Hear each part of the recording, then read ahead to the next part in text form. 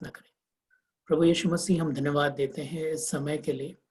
इस पैंडेमिक महाकाल के बीच में प्रभु आपने हमें से प्रत्येक को सुरक्षित रखा, और इतना ही नहीं प्रभु, हमें ये समय दिया कि आपके वचनों से प्रभु, आपके कार्यों से हम सीख सकें। प्रभु, जब मैं प्रार्थना करता हूँ हमें से प्रत्येक आने वाला जो समय है प्रभु, जो 1.5 घंटा 2 घंटा आपकी उपस्थिति में बिताने जा रहे हैं, आपकी पवित्र आत्मा हमारी अगुवाई करे पिता, ताकि प्रभु जो कुछ हम सीखे वो हमारे लिए लाभदायक हो, और प्रभु हमारे जीवन से वो दूसरों के लिए भी लाभदायक होने पाए।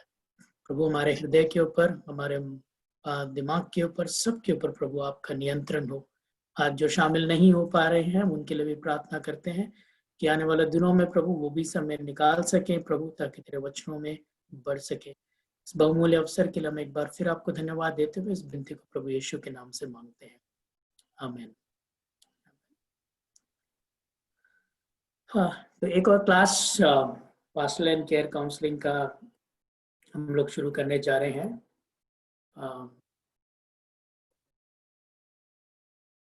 मेरी आवाज आप सबको सुनाई दे रही है? Am I audible to you? Yes, Pastor. Okay, thank you.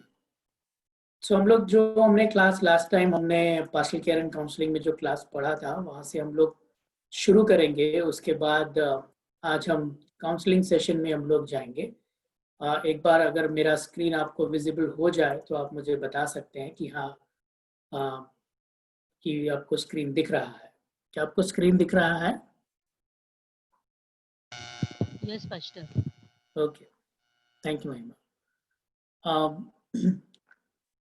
इस सब्जेक्ट में अब तक जो हम पढ़ते आए हैं, बेसिकली हमने देखा कि जब हम पास्टरल केयर एंड काउंसलिंग बोलते हैं तो ये दो विषय हैं जिनको हम लोगों ने एक साथ शामिल करके पढ़ने के लिए हम ये जो विषय हमने लिया है।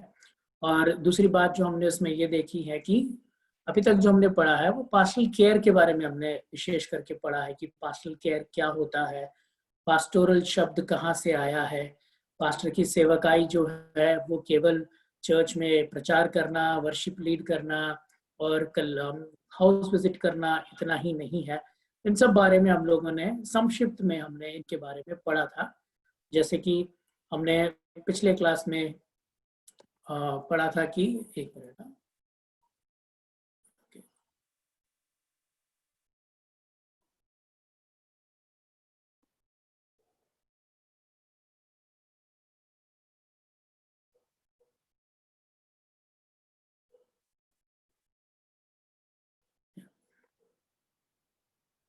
पिछले क्लास में हम लोगों ने क्या पढ़ा था? हमने पढ़ा था पास्टरल केयर के फंक्शंस क्या होते हैं, है ना, किस प्रकार से आप पास्टरल केयर जो है उस कार्य को अलग अलग तरीकों से आप बांट सकते हैं। हमने देखा कि जो पासवानी की जो सेवकाई होती है, जैसा मैंने कहा, वो एक बड़ी सेवकाई है ना।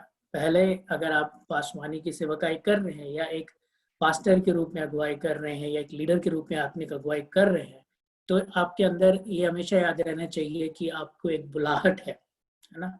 उस बुलाहट के सम्मान में आप कार्य कर रहे हैं। क्यों? क्योंकि जिस परमेश्वर ने आपको बुलाया है वो विश्वास योग्य है। हम मानव हैं, हमारे अंदर अपनी कमियां हो सकती हैं, अपना अहम हो सकता है, लेकिन उसके बीच में जब कभी हम अपने आप को प्रभु के सामने नम्र करते हैं और उसकी सेवकाई को सौभाग्य समझकर हम उसमें शामिल होते हैं, तो प्रभु उसमें हमारी मदद करता है। और हमारी सेवकाई का जो हमारे लिए दृष्टांत है या हमारे लिए जो एक नमूना परमेश्वर ने सेट किया है, आदर्श जो है, वो खुद प्रभु यीशु मसीह है ना। जब हम पासवानी की बात करते हैं, पास्टर की बात करते हैं, पास्टर शब्द जो है वो आया है पास्चर से, यानी चरवाहा से, और हम जानते हैं सबसे बड़ा चरवाहा या अच्छा चरवाहा कौन है? यीशु मसीह है। तो वो हमारा आदर्श है, कैसे उसने लोगों की सेवा करी, है ना। पासवानी अगर कहा जाए तो एक कलीसिया को चलाना या कुछ आत्मिक कार्यों में लोगों की उन्नति कराना नहीं है, लेकिन उतना ही नहीं है, लेकिन क्या है, पूर्ण रूप से आप जब इस पृथ्वी पर रहते हैं, आप किस प्रकार से आपके साथ जो लोग रहते हैं उनकी मदद कर सके, ताकि हम में से प्रत्येक जो परमेश्वर की योजना है उसमें बढ़ सके। यानी जिस प्रकार से प्रभु ने हमें आदि में अपने स्वरूप में बनाया, उस रूप में हम लोग बढ़ सके, है ना। हमने फंक्शंस ऑफ पार्शल केयर में इन बातों को ध्यान दिया था। मैं एक बार फिर दोहराऊंगा और उसके बाद हम काउंसलिंग में जाएंगे क्योंकि बहुत महत्वपूर्ण है। फंक्शन ऑफ पार्शल केयर में हमने बात करा था हीलिंग के ऊपर, यानी चंगाई के ऊपर। हमने कहा था कि एक व्यक्ति को केवल शारीरिक चंगाई की जरूरत नहीं है, मानसिक चंगाई, आत्मिक चंगाई, सामाजिक चंगाई और रिश्तों में एक चंगाई की जरूरत है। वो तब आता है जब हम उस बात को समझ पाते हैं और उस बात के लिए हम अपने आप को तैयार करते हैं। तो पास्टर की सेवकाई क्या होती है? जैसा हमने कहा, अगर कोई व्यक्ति आता है, बीमार है, आपने प्रार्थना करी, उसे चंगाई मिली, तो केवल उसकी चंगाई को वहां छोड़ना पासवान की सेवकाई नहीं है। वो वहां से उसके जीवन में क्या बदलाव परमेश्वर लेकर आना चाहता है, उसकी अगुवाई के लिए पासवान या जो लीडर है, आत्मिक लीडर है, वो मदद करता है ना। सस्टेनिंग के बारे में हमने पढ़ा था कि केवल वो चंगाई पाना नहीं, लेकिन उसमें बने रहना बहुत जरूरी है। जब आपके रिश्ते संबंध टूट जाते हैं, जब आप फिर से उन्हें बनाते हैं या वो चंगाई आपके जीवन में आती है, तो उसमें बने रहना बहुत जरूरी है। और उसके लिए गाइडेंस की बहुत जरूरी है। गाइडेंस मतलब आपको निर्देश, आपको मार्गदर्शक करना। तो एक पासवान की सेवकाई में मार्गदर्शक करना भी बहुत जरूरी होता है ना। फिर हमने देखा था केवल मार्गदर्शक ही नहीं, उसका जो रिश्ता परमेश्वर के साथ टूटा है, उसका जो रिश्ता अपने आप से टूटा है, उसका जो रिश्ता एक दूसरे से टूटा है, उसमें एक पुनः स्थापना होना बहुत जरूरी है। एक रेस्टोरेशन, एक रिकंसाइलेशन होना जरूरी है। क्यों? क्योंकि जब हम ऐसा करते हैं तभी अपने जीने के महत्व को समझ पाते हैं ना। अभी महामारी के समय में, जैसा मैंने कहा, हम में से प्रत्येक मानसिक तनाव से गुजर रहे हैं।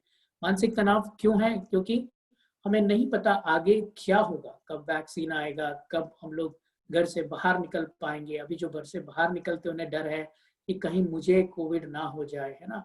तो ये सब बातें जो हमारे दिमाग में चलती रहती हैं, जो हमारे विकास में विघन डालते हैं, यानी विकास में हमारे किसी भी संबंध में आगे बढ़ने में हमें क्या करते हैं, रुकावट डालते हैं। तो इसीलिए उन सब में रेस्टोरिंग होना, यानी उसमें आगे बढ़ने के लिए आपको अपना महत्व इस पृथ्वी में जानना है ना, कि आप इस पृथ्वी में केवल अपने लिए नहीं जी रहे हैं, केवल अपने परिवार के लिए नहीं जी रहे। परमेश्वर की एक बहुत बड़ी योजना है जिस कारण आप इस पृथ्वी पर है। जब आप उसके साथ अलाइन हो पाते हैं, मिल पाते हैं, तब आप अपने जीवन में विकास को देख पाते हैं, या वो संपूर्णता जो परमेश्वर आपके जीवन में लाना चाहता है, उसके बारे में हम देख पाते हैं ना। नर्चरिंग जो शब्द इस्तेमाल हुआ है, यानी कि उसका पालन पोषण करना, पोषण करना बहुत जरूरी है आत्मिक जीवन में। आपके मानसिक, शारीरिक किसी भी रूप में आपके जीवन में वो पोषण मिलना बहुत जरूरी है। और अंत में हमने देखा कि पास्टरल सेवकाई है कि एम्पावरिंग करना, यानी उन्हें आत्मनिर्भर करना या उन्हें शक्तिवान करना, ताकि वो जो व्यक्ति है जिसे पासवान ने अगुवाई करी है, वो व्यक्ति दूसरों की अगुवाई कर सके, है ना। एक अच्छा लीडर या एक अच्छा पासवान, एक अच्छी कलीसिया क्या है? जो कलीसिया परमेश्वर में बढ़े और वो कलीसिया और भी लोगों को परमेश्वर में बढ़ाए, है ना। तो ये जो स्टेजेस हैं, हमने इनके बारे में डिस्कस किया था। आज जो हम लोग डिस्कस करने जा रहे हैं वो है काउंसलिंग के बारे में, है ना, कि काउंसलिंग से हमारा तात्पर्य क्या है। हाँ, इस शब्द को हमने बार बार शुरुआत से भी हमने सुना, जब हमने परिभाषाएं देखी कि काउंसलिंग का मतलब क्या होता है और पास्टरल केयर का मतलब क्या होता है, पास्टरल केयर एंड काउंसलिंग का मतलब क्या होता है, सेकुलर काउंसलिंग का मतलब क्या होता है, क्रिश्चियन काउंसलिंग का मतलब क्या होता है ना। एक बात जो मैं आपको बताना चाहता हूँ, जिस प्रकार से काउंसलिंग अंग्रेजी में एक शब्द है, हिंदी में वो एक शब्द से हम उसे सीमित नहीं कर सकते, है ना। जब हम अंग्रेजी में शब्द काउंसलिंग को पढ़ते हैं तो वो अलग अलग समय में उसकी अलग अलग परिभाषाएं हो सकती हैं। उसी तरीके से काउंसलिंग शब्द अगर आप गूगल सर्च करके देखेंगे तो उसको भी आप देखेंगे कि एक शब्द उसका या एक अर्थ उसका नहीं दिया हुआ है ना। काउंसलिंग जब हम सुनते हैं तो कुछ शब्द जब हमारे दिमाग में आते हैं अंग्रेजी में और हिंदी में, वो कुछ इस प्रकार से है। जैसे कि वर्ड आता है काउंसल, यानी कि सलाह देना, है ना। तो काउंसलिंग जो है वो हम बोलते हैं कि सलाह देना काउंसलिंग है, ठीक है। गाइड करना, यानी कि किसी का मार्गदर्शक करना, तो हम बोलते हैं काउंसलिंग क्या है, किसी का मार्गदर्शक करना है। तो किसी को जैसे आगे क्या पढ़ना है, आगे क्या जाना है, तो करियर काउंसलिंग बोलते हैं, जिसमें उनको आगे उनके करियर में उनको क्या सेलेक्ट करना है उसके बारे में उनको सलाह दी जाती है। लेकिन ये जो सलाह दी जाती है वो केवल ऐसा नहीं है कि आपसे बात करी, सुना और आपको सलाह दे दी। उसका एक पूरा प्रोसेस होता है, एक क्रिया होती है। उसके बारे में हम और भी आगे देखेंगे। काउंसलिंग काफ़ी लोग सोचते हैं कि एडवाइस देना है। एडवाइस मतलब सलाह देना या कोई निर्देश देना कि भाई ऐसा कर लो या ऐसा कर लो, है ना। काउंसलिंग जो शब्द है वो केवल एक एडवाइस में भी सीमित नहीं है। काउंसलिंग में भी आप एडवाइस देते हैं, है ना, डायरेक्ट एडवाइस भी देते हैं, लेकिन एडवाइस देना ही काउंसलिंग शब्द का अर्थ नहीं है ना। कुछ लोग, अभी एक और शब्द आता है कंसल्टेशन, है ना। कंसल्टेशन का मतलब परामर्श, यानी किसी से सलाह मशवरा लेना, है ना। जैसे हम बोलते हैं सलाह मशवरा लेना, कि मैं उनसे कंसल्ट करना चाहता हूँ, मेरे को ज़मीन खरीदनी है, ये ज़मीन सही है नहीं है, तो उसके लिए हम क्या करते हैं, कंसल्टेशन करते हैं या कंसल्ट करते हैं किसी से, है ना। काउंसलिंग में भी कंसल्टेशन का भाग आता है, लेकिन केवल कंसल्टेशन ही काउंसलिंग नहीं है। दूसरा एक अंग्रेजी में शब्द है इंस्ट्रक्ट, यानी किसी को समझाना, किसी को निर्देश देना। ये भी अगर हम बोले कि काउंसलिंग का मतलब समझाना है लोगों को, तो वो भी पूरे रूप से काउंसलिंग का मतलब नहीं आएगा। ठीक है, ये सारी जो बातें हैं हम जानते हैं कि हम हमारे जीवन में औपचारिक रूप से औपचारिक रूप से इसको करते हैं, फॉर्मल इनफॉर्मल रूप से हम लोग करते हैं, सलाह देना, मार्गदर्शक, सलाह, परामर्श। और जब आप आसमानी की सेवकाई करते हैं तो ये सारी बातें उसमें शामिल होती ही होती हैं ना। आप अगर एक लीडर हैं या आप किसी भी, कोई भी लीडर है, आप विमेन फेलोशिप के लीडर हैं, किसी में भी हैं, आपके पास लोग कॉल करेंगे, पूछेंगे, सलाह पूछेंगे, आपसे एडवाइस लेंगे, आपको पूछेंगे हम क्या करें। काफी प्रश्नों का इस प्रकार से उत्तर आपको देना पड़ता है। तो क्या इसका मतलब जब आप इन सब उत्तरों को देते हैं, उन्हें समझाते हैं, उनकी अगुवाई करते हैं, तो क्या ये काउंसलिंग है ना। तो हम जो सीखने जा रहे हैं, काउंसलिंग जो है, ये सारी बातें जो है उनको मैं इन शब्दों में बोल सकता हूँ ना। जैसे कि आपने, किसी ने आपसे पूछा, मास्टर साहब ट्रेन चालू हो गई है, क्या मैं काम करने के लिए ट्रेन पकड़ के जाऊं कि नहीं जाऊं, आप बताओ, मुझे बड़ा डर लग रहा है। तो पास्टर साहब ने बोला, देखो अगर आपको जाना ही है तो जाओ, लेकिन आपको क्या करना चाहिए, सावधानी बरतो कि आप ट्रेन में जा रहे हैं तो मास्क लगा के जाओ, हाथ साफ करके जाओ या हाथ साफ करो, है ना। तो इसका मतलब क्या हुआ, अगर किसी ने बोला कि अरे मैंने पास्टर को कॉल किया, उसने मुझे काउंसलिंग दी कि ऐसा कर लेना, है ना, वो काउंसलिंग नहीं है। वो क्या हुआ, पास्टर ने अपनी तरफ से एक एडवाइस दिया या एक इंस्ट्रक्शन दिया। पास्टर ने जब कहा कि कल से कोई चर्च नहीं आएगा, चर्च में अब गवर्नमेंट ने बोला है कि इतने से ज्यादा लोग नहीं शामिल हो सकते हैं, तो वो क्या है, इंस्ट्रक्शन देना है। तो काउंसलिंग क्या है, अगर मैं जो बोल रहा हूँ ये सब जो है वो पूर्ण रूप से काउंसलिंग का अर्थ नहीं बताते हैं, तो काउंसलिंग क्या है ना। जब हम काउंसलिंग एज अ सब्जेक्ट पढ़ रहे हैं यहाँ पे, या काउंसलिंग एज अ प्रोसेस पढ़ रहे हैं यहाँ पे, तो हमको समझने की जरूरत है कि काउंसलिंग जो है, इंग्लिश में यहाँ लिखा है, is a process that allows a people to discuss their problem and difficult feelings they encounter in a safe and confidential environment. Okay, जिस प्रकार से जब आप बीमार पड़ते हैं या आपको आपके शारीरिक समस्याओं के लिए डॉक्टर के पास जाकर आप बैठ के कंसल्ट करते हैं और उनसे दवाइयाँ लेते हैं, आप एक समय निर्धारित करते हैं, आप उनसे व्यक्तिगत रूप से जाके मिलते हैं और आप उनसे वार्तालाप करते हैं, आप अपना चेकअप कराते हैं, और उस चेकअप के आधार पर डॉक्टर आपको क्या करता है, शारीरिक आपकी समस्या को सुलझाने के लिए दवाई देता है। उसी तरीके से काउंसलिंग जो है, आपके मानसिक तनाव, मानसिक समस्याएं या जीवन की ऐसे संघर्ष भरी घटनाएं जहां पे आप क्या करेंगे आप सोचते हैं, या मेरे को अच्छा होगा कि मैं किसी प्रोफेशनल से या किसी ऐसे व्यक्ति से जो मुझे इस बारे में गाइड कर सकता है, उनके साथ एक समय बिता सकूं, उनको अपनी बातें बता सकूं, बातें बताने के बाद मैं समझ सकूं कि मैं क्या बोल रहा हूं, उनसे उसके बारे में सलाह मशवरा कर सकूं और एक परिणाम में आ सकूं। तो ये जो प्रोसेस है जहां पर आप एक बैठते हैं, बात करते हैं एक दूसरे से और इन बातों को रखते हैं, वो प्रोसेस को हम लोग क्या बोलते हैं, काउंसलिंग कहते हैं, है ना। और ये तब है जब आप अपनी इच्छा से उस व्यक्ति के पास, यानी काउंसलर के पास गए हैं, बैठे हैं और आप चाहते हैं कि इन बातों के ऊपर आपकी मदद की जा सके। आप समझ पा रहे हैं ना? तो काउंसलिंग क्या है? एक सेशन होता है, एक प्रोसेस होता है जहां पर 1 to 1 आप लोग एक दूसरे के सामने आमने सामने बैठते हैं और आप उस विषय के ऊपर, व्यक्तिगत विषय के ऊपर आप चर्चा करते हैं और आप देखते हैं कि किस प्रकार से आप अपनी मदद कर सकते हैं काउंसलर की सलाह से या काउंसलर की मदद से, है ना? मैं इसे कॉम्प्लिकेटेड नहीं करना चाहता हूँ। तो इसका मतलब क्या है? अगर एक बेटा अपने पिताजी के साथ बैठ के डिस्कस कर रहा है कोई प्रॉब्लम या कोई बात, तो क्या वो काउंसलिंग है? ओके। अब ये बेटा अपने पिता के पास बैठ के बातों को डिस्कस कर सकता है ना?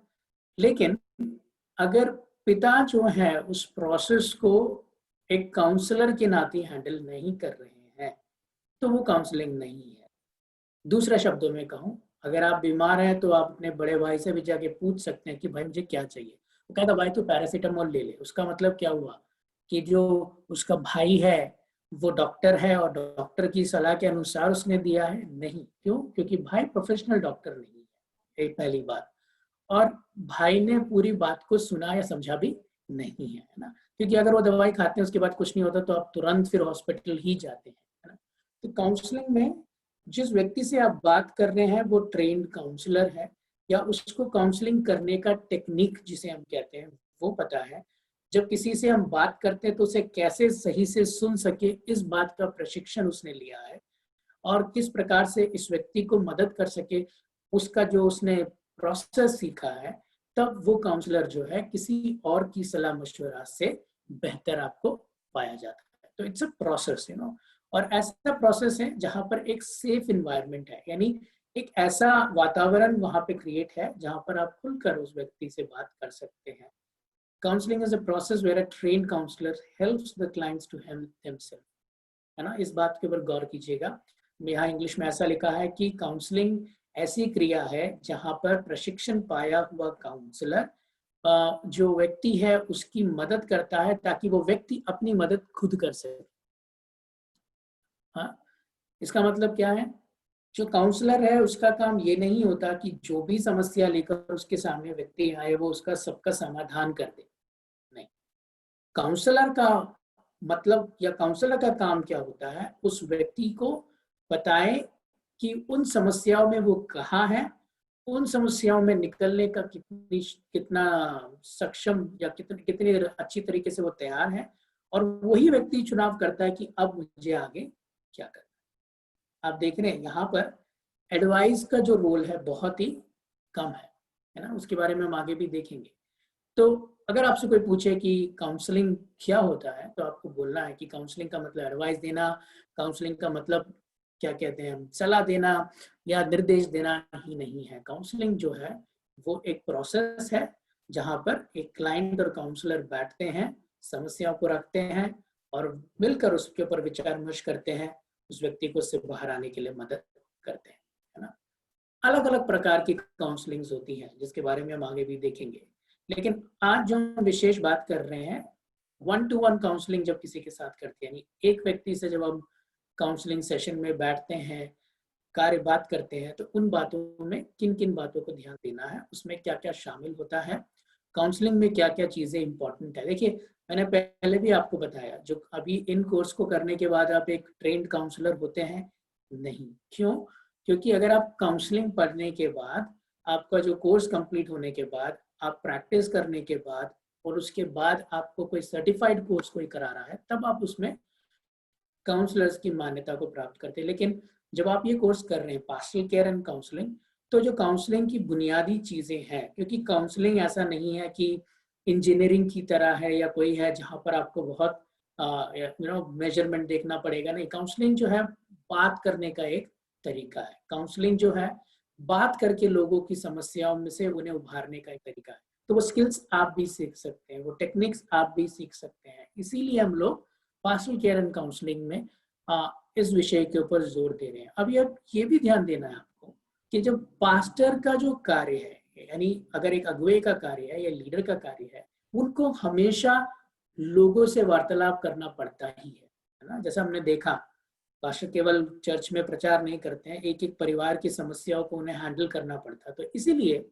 ये बहुत जरूरी है कि पास्टर काउंसलिंग जाने, या जो अच्छे लीडर्स हैं, जो अगुवे हैं, जो लोगों की मदद करना चाहते हैं, इन टेक्निक्स को जाने, या काउंसलिंग का क्या सही अर्थ होता है। ठीक है, तो 4 चीजें, बुनियादी चीजें, या जो कहते हैं फाउंडेशनल चीजें काउंसलिंग में है, वो ये 4 चीजें हैं जिसके बारे में हम विचार करेंगे ना। पहली बात, कॉन्फिडेंशियलिटी। कॉन्फिडेंशियलिटी मतलब होता है कि आप जब किसी को काउंसलिंग सेशन में आप किसी के साथ बैठते हैं, तो आप जो भी बातें वो कहते हैं उसे आप तक सीमित रखना बहुत बहुत जरूरी है। ऐसा क्यों? क्योंकि कोई व्यक्ति अपनी समस्याओं को आपको क्यों बताएगा ना? वो इसलिए बताता है ताकि उसको ये विश्वास रहे कि आप उस बातों को किसी को नहीं बताएंगे। अगर आप ऐसा कर देते हैं तो वो कॉन्फिडेंशियलिटी जो आपकी टूट जाती है, उसके कारण आपका और उनका संबंध टूट सकता है। जो मदद आप उस व्यक्ति को कराना चाहते थे, आप उसे नहीं कराएंगे। मैंने एक वीडियो देखा, उसमें एक अच्छा उदाहरण दिया था। उन्होंने ऐसा कहा कि याद करें जब आप छोटे थे, स्कूल में जब आप क्लास में बैठे थे, शरारत कुछ करते थे, तो मैडम आके पूछती आपकी, बताओ बेटा किसने की? मैं किसी को नहीं बताऊंगी, और मैडम से आप बता देते कि मेरे फ्रेंड ने आवाज उठाई थी, उसने चौक से लिखा था। तो मैडम क्या करती है, तुरंत जाके उस फ्रेंड को पकड़ती है, और मैडम सबके सामने ये भी बता देती है कि आपने बताया, है ना। There is no confidentiality in that ना।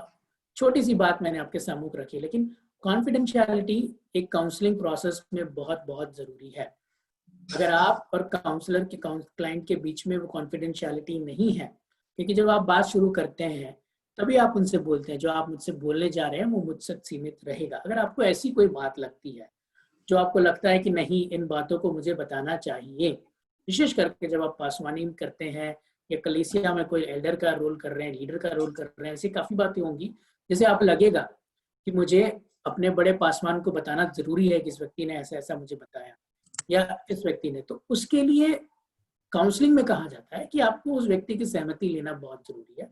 और दूसरी बात, अगर ऐसा कुछ भी है, जैसे होता है कि किसी व्यक्ति को आत्महत्या करने का मन है और वो आत्महत्या करना चाहता है, तो ऐसी समस्याओं में डेफिनेटली आप ये विमर्श कर सकते हैं कि कॉन्फिडेंशियलिटी रखना जरूरी है या नहीं, क्योंकि उस व्यक्ति का जीवन खतरे में है, या किसी ने कोई ऐसा अपराध किया है जिसके लिए कानूनी तौर से उसे सजा मिलनी चाहिए, और वो उस व्यक्ति को आपके पास आके उन बातों को बताता है, तो भी आपके पास नियमित रूप से ये है कि आप उस कॉन्फिडेंशियलिटी को नहीं रखते हैं, तो भी, क्योंकि आप एक बहुत बड़े अपराध को होने से बचाते हैं, तो इन बातों का आप ध्यान रख सकते हैं। नहीं तो हर बार जब कोई भी आपसे बात करता है तो इस कॉन्फिडेंशियलिटी को बना के रखना बहुत जरूरी है। एक पासवान होने के नाते या एक एल्डर होने के नाते ये बहुत एक अच्छी आदत है जो हमें बना के रखनी है। ऐसा नहीं होना चाहिए कि आप एक घर में विजिट करके आए और पड़ोसी जो विश्वासी है उनके घर में विजिट कर रहे हैं, जो इस घर में बातें हुई थी वो उस घर में आप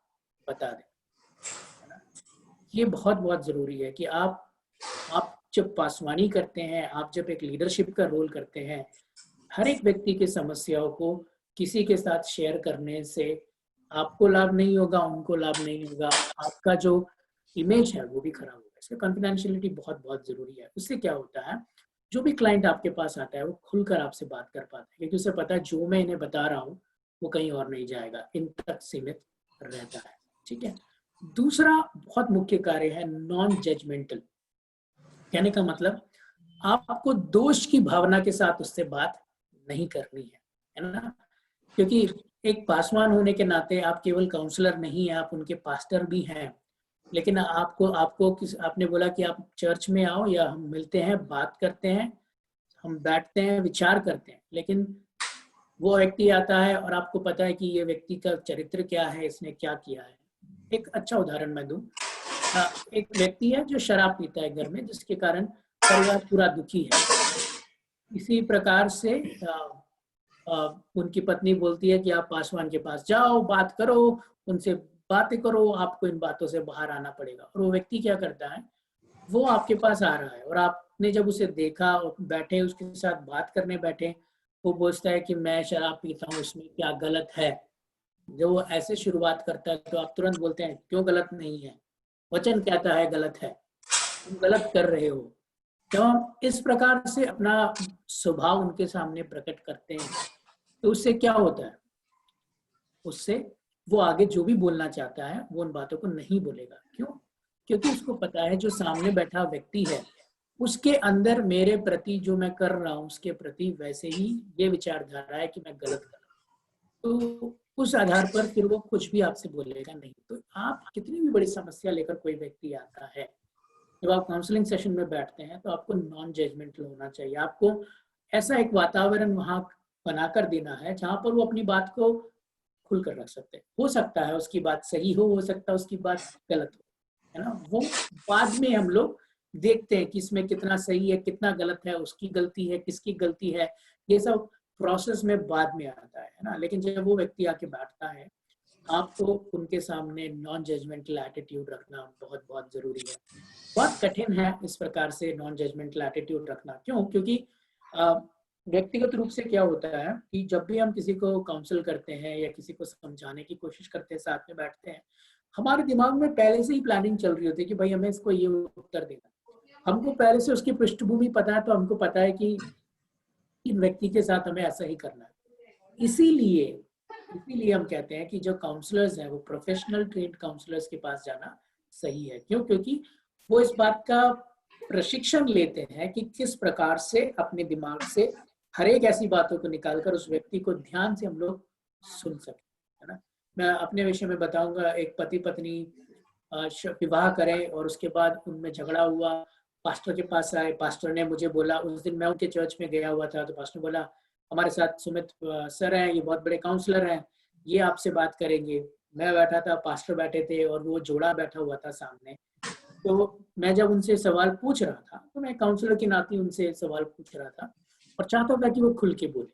मगर उनके खुल के बोलने से पहले पास्टर साहब जो मेरे बाजू में बैठे थे वो बोलना शुरू कर देंगे, अरे मैं बताता हूँ आपको, इसकी शादी हमने कराई, प्रभु के भवन में कराई, प्रभु के सामने कराई, आज ये कैसे कह सकता है। तो अगर ऐसे हम उनके सामने बैठ के बात करेंगे तो वो जो को खुलकर नहीं बता पाएंगे। मैं आशा करता हूँ आप समझ पा रहे हैं क्या मैं बोलने की कोशिश कर रहा हूँ। नॉन जजमेंटल होना बहुत बहुत जरूरी है। तीसरी बात काउंसलिंग में जो इम्पोर्टेंट है वो है टेक्निक्स, है ना। टेक्निक्स मतलब जो तरीके जो है, एक काउंसलर को किन चीजों का ध्यान रखना चाहिए वो तो अभी आप सीख रहे हैं। फिर अलग प्रकार के तरीके आप सीखते हैं ना।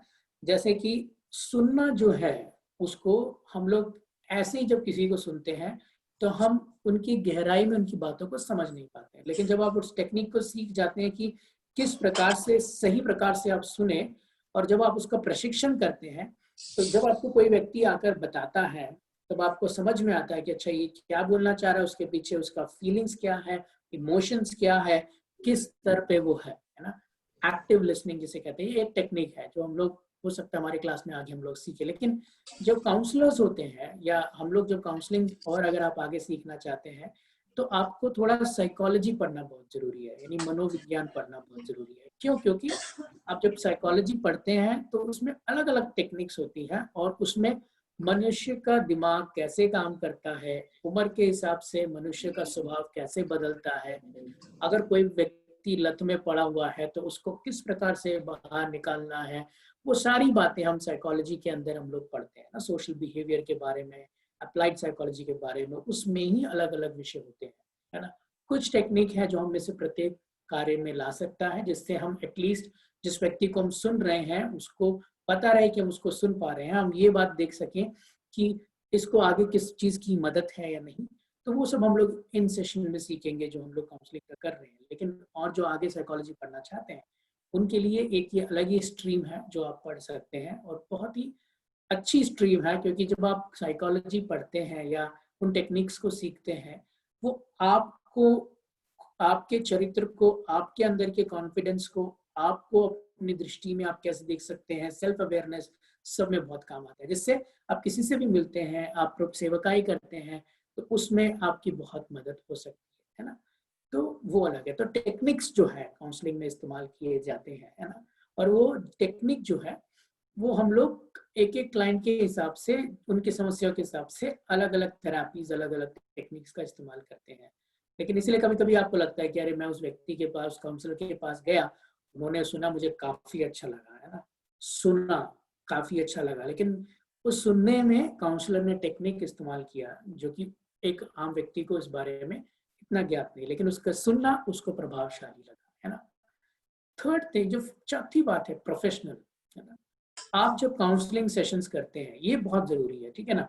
क्योंकि अगर आप सोच रहे हैं कि आपको आपके चर्च में एक टाइम रखना है जहां पर आप 1-to-1 काउंसलिंग कर सकें, तो वो आपका प्रॉपर फंक्शन जो है, वो काउंसलिंग सेशन उसी हिसाब से होना चाहिए। मतलब ऐसा नहीं होना चाहिए कि आप 15-15 मिनट में जो भी आ रहे हैं उनकी समस्या को सुन रहे हैं और 15-15 मिनट में उनको सोल्यूशन बता के भेज रहे हैं, वो काउंसलिंग नहीं होता है।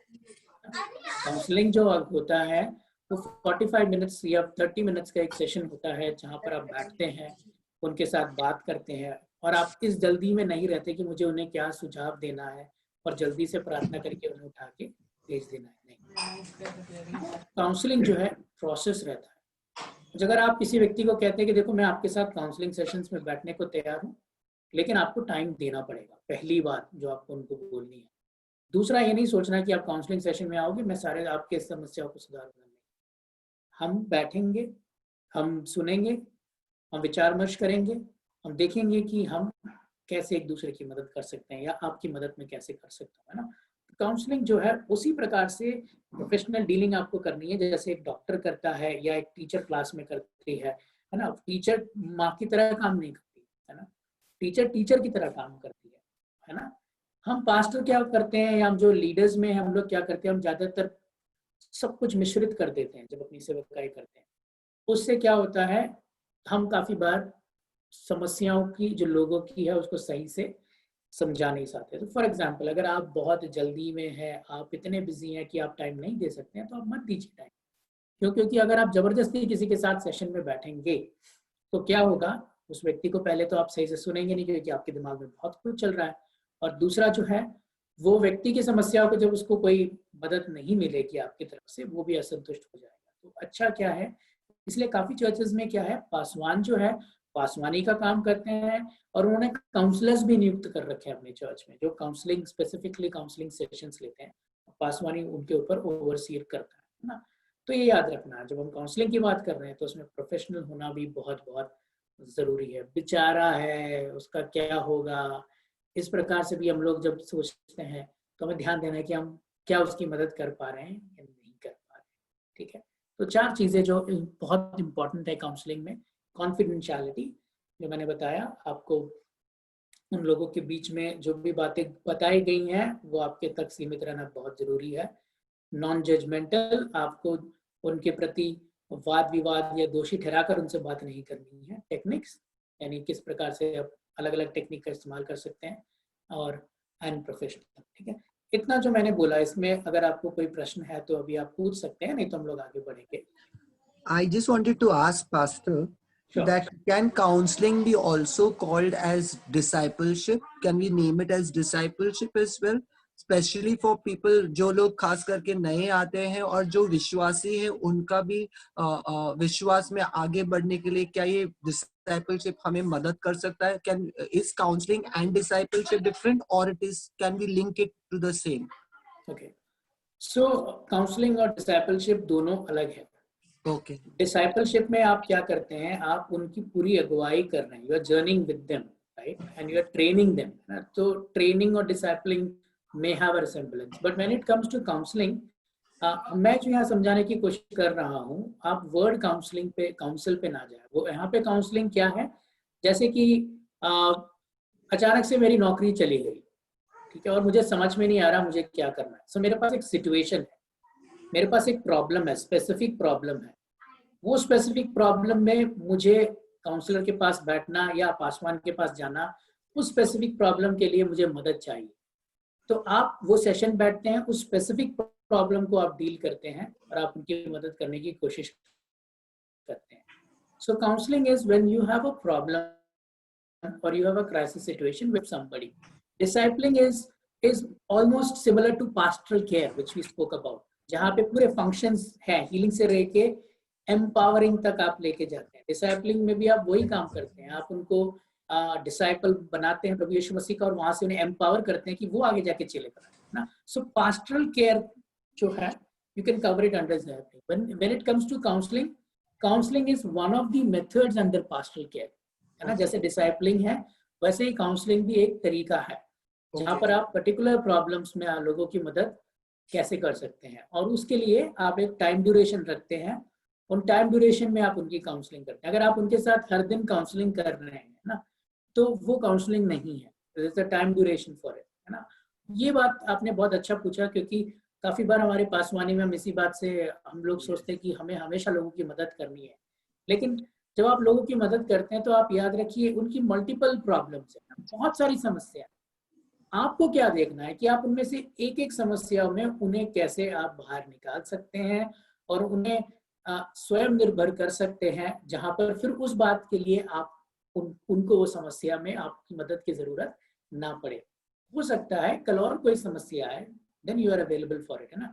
तो वही है जो पास्टरल केयर का भी पूरा गोल है ना, कि एक व्यक्ति को आप हीलिंग से एम्पावरिंग तक लेके जाते हैं ताकि वो व्यक्ति जो है आगे लोगों की अगुवाई कर सके। वही यीशु मसीह ने डिसाइपलिंग प्रोसेस में भी किया।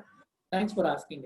I just have one more thing. You mentioned, आपने mention किया था पहले अभी just few minutes before कि whatever we say should be between the pastor and the person. So in course of conversation, for example, अगर आपके पास 5 लोग आते हैं for counseling, तो क्या आप मुझे पहले या दूसरे वाले का उदाहरण देके मेरा फेथ बिल्डअप करने के लिए वो एग्जाम्पल क्या हम यूज कर सकते हैं? For example, I have shared a particular problem with you, तो अभी मैंने जब वो आपको मेरा प्रॉब्लम एक्सप्लेन किया है, आपने मुझे उसमें व्हाट टू डू, क्या करना है उसका आपने मुझे बताया है। क्या ये एग्जाम्पल आप दूसरे 2-3 जन को मेरा एग्जाम्पल दे सकते हैं? Can we do that by taking my name that I had given Edric so and so what do you say things to do and all that? Can it be said? Can we do that, or is it wrong that we should not say? See, counseling में एक चीज जो आपको ध्यान रखनी है, when you disclose anybody's, no, for example, Edric मेरे पास पहले आया, मैंने उन्हें काउंसिल किया और एड्रिक ने वो काउंसलिंग के सेशंस के बाद अभी एड्रिक जो है वो उन समस्याओं से बाहर है and is excelling in his life, है ना। बट देन मैं as a counsellor, professional counsellor, the first thing is, मैं अगर आपकी जो बातें हैं, if I disclose with somebody using your name, then I am breaking the confidentiality between you and me. मैंने आपसे पूछा ही नहीं कि भाई एड्रिक आपका एग्जाम्पल मैं किसी को दे सकता हूँ या नहीं। हाँ, अगर मुझे आपका एग्जाम्पल देना है, I can keep it anonymous, मुझे नाम बताने की जरूरत नहीं है। मैं कह सकता हूँ कि ऐसा ही एक व्यक्ति महाराष्ट्र से मेरे पास आए थे और उनको ये समस्या थी, because what I want to teach him, मैं आपके उदाहरण से उन्हें ये सिखाना चाहता हूँ। हो सकता है ये बताना चाहता हूँ कि आप अकेले नहीं हैं। दूसरा ये बताना चाहता हूँ कि देखो उस व्यक्ति को और आपसे भी ज्यादा पोटेंशियलिटी नहीं था, मगर फिर भी वो कर पाया, है ना। So I can take that things but I will not disclose. और स्पेशली जब आप चर्च सेटअप में है, चर्च सेटअप में जब एक ही चर्च के लोग होते हैं, काफी बार अगर आप नाम भी नहीं बताएंगे, वो इतनी क्यूरियोसिटी में वो अपने आप पता कर लेंगे कि ये पास्टर साहब ने किसका उदाहरण दिया। Very true. हाँ, और वो जो है हमको प्रॉब्लम क्रिएट करेगा, उस व्यक्ति के लिए भी प्रॉब्लम क्रिएट करेगा। Yes, it's always better that be wise enough in and understand, like कि आप जिनसे बात कर रहे हैं उनमें इतनी समझ है कि नहीं कि आप जो बता रहे हैं वो उसे डिस्क्लोज करेंगे नहीं, एंड दैट हैपेंस ग्रेजुअली, है ना। और बिल्डअप फेथ में जो है, यानी जो हम लोग उदाहरण देते हैं, बात करते हैं, टेस्टिमनी की जब बात आती है, I might get little side track from what I am teaching, but let me tell you this.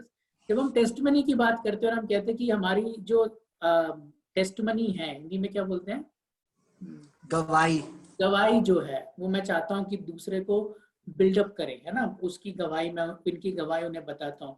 लेकिन याद रखें, परमेश्वर जो है, आपके जीवन का अनुभव जो है आपका व्यक्तिगत अनुभव है। हो सकता है आपके जीवन का अनुभव दूसरे व्यक्ति के जीवन में लागू नहीं हो, है ना। जैसे आपकी नौकरी चली गई, 3 दिन बाद आपने प्रार्थना करी और आपको उससे अच्छी नौकरी मिली। आप बोलते हैं कि भाई मैंने एड्रिक के लिए प्रार्थना करी और देखो से मिल गई, आज मैं प्रार्थना करता हूँ तुम्हारे लिए, विश्वास करो एड्रिक ने जैसे विश्वास किया था वो प्रार्थना करते। लेकिन प्रभु की इच्छा है कि सुमित को जो है 1 महीने बाद ही नौकरी मिले। क्यों? क्योंकि उसके दौरान में सुमित का विश्वास प्रभु बढ़ाना चाहता है, सुमित को एक अलग जर्नी में प्रभु ले जाना चाहता है। लेकिन जब मैं इस प्रकार से अपनी गवाही दूसरे के विश्वास को बढ़ाने के लिए करता हूँ, तो उससे काफी बार नुकसान भी हो जाता है। मैं सोचता हूँ कि यार या तो एड्रिक बहुत अच्छा विश्वासी था और मेरे में कमियां हैं, इसलिए प्रभु मेरी प्रार्थना नहीं सुन रहा है। सबसे पहले हमारे अंदर दोष की भावना आ जाती है। दूसरा ये आता है कि हो नहीं सकता, ये क्यों उसके साथ हुआ, मेरे साथ क्यों नहीं हो रहा है ना। फाइनेंशियल ब्लेसिंग स्पेशली जो है, मैंने देखा है चर्चेस में, जब लोगों को फाइनेंशियली ब्लेसिंग्स मिलती है तो हमारे लिए वो मॉडल बन जाते हैं कि अरे यार ये व्यक्ति ऐसा हो गया तो मेरे को भी प्रभु वहां से वहां कर सकता है। हम उसमें लेकिन प्रभु की इच्छा को नहीं खोजते हैं, हम अपनी इच्छा को खोजते हैं ना। So when you use anybody's testimony और गवाही आप किसी की इस्तेमाल करते हैं, आपको बहुत चौकस रहना है। आपको बताना है कि ऐसा है और डेफिनेटली प्रभु ऐसा आपके साथ भी कर सकता है, but what is the main core of it, कि आपका और परमेश्वर का रिलेशनशिप कैसा है। इसलिए जो पास्टरल केयर का फंक्शंस मैंने बताया आपको, वो बहुत जरूरी है ना। अगर वो व्यक्ति को पूर्ण रूप से हीलिंग नहीं मिली है, आप उसे कैसे एम्पावर करेंगे? अगर उसके रिश्ते टूटे हुए हैं तो आप उसे एम्पावरिंग में कहाँ लेके जाएंगे ना। तो ये जो प्रोसेस है वो हर एक व्यक्ति को आना जाना जरूरी है। और as a counsellor when you deal with them, आप काफी बार जब आप काउंसलिंग करते हैं तो आपको पता चलेगा कि जो उनके घाव जो हैं वो बहुत गहरे हैं, है ना।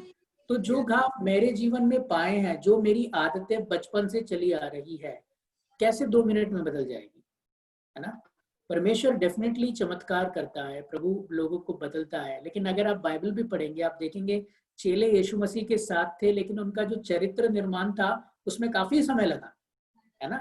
पतरस को एक बुलाहट में पतरस आ गया प्रभु यीशु मसीह के साथ, लेकिन जो पतरस की तीव्रता थी, पतरस को आगे रहना है, उस स्वभाव में जो बदलाव है, it is the process which goes through, है ना।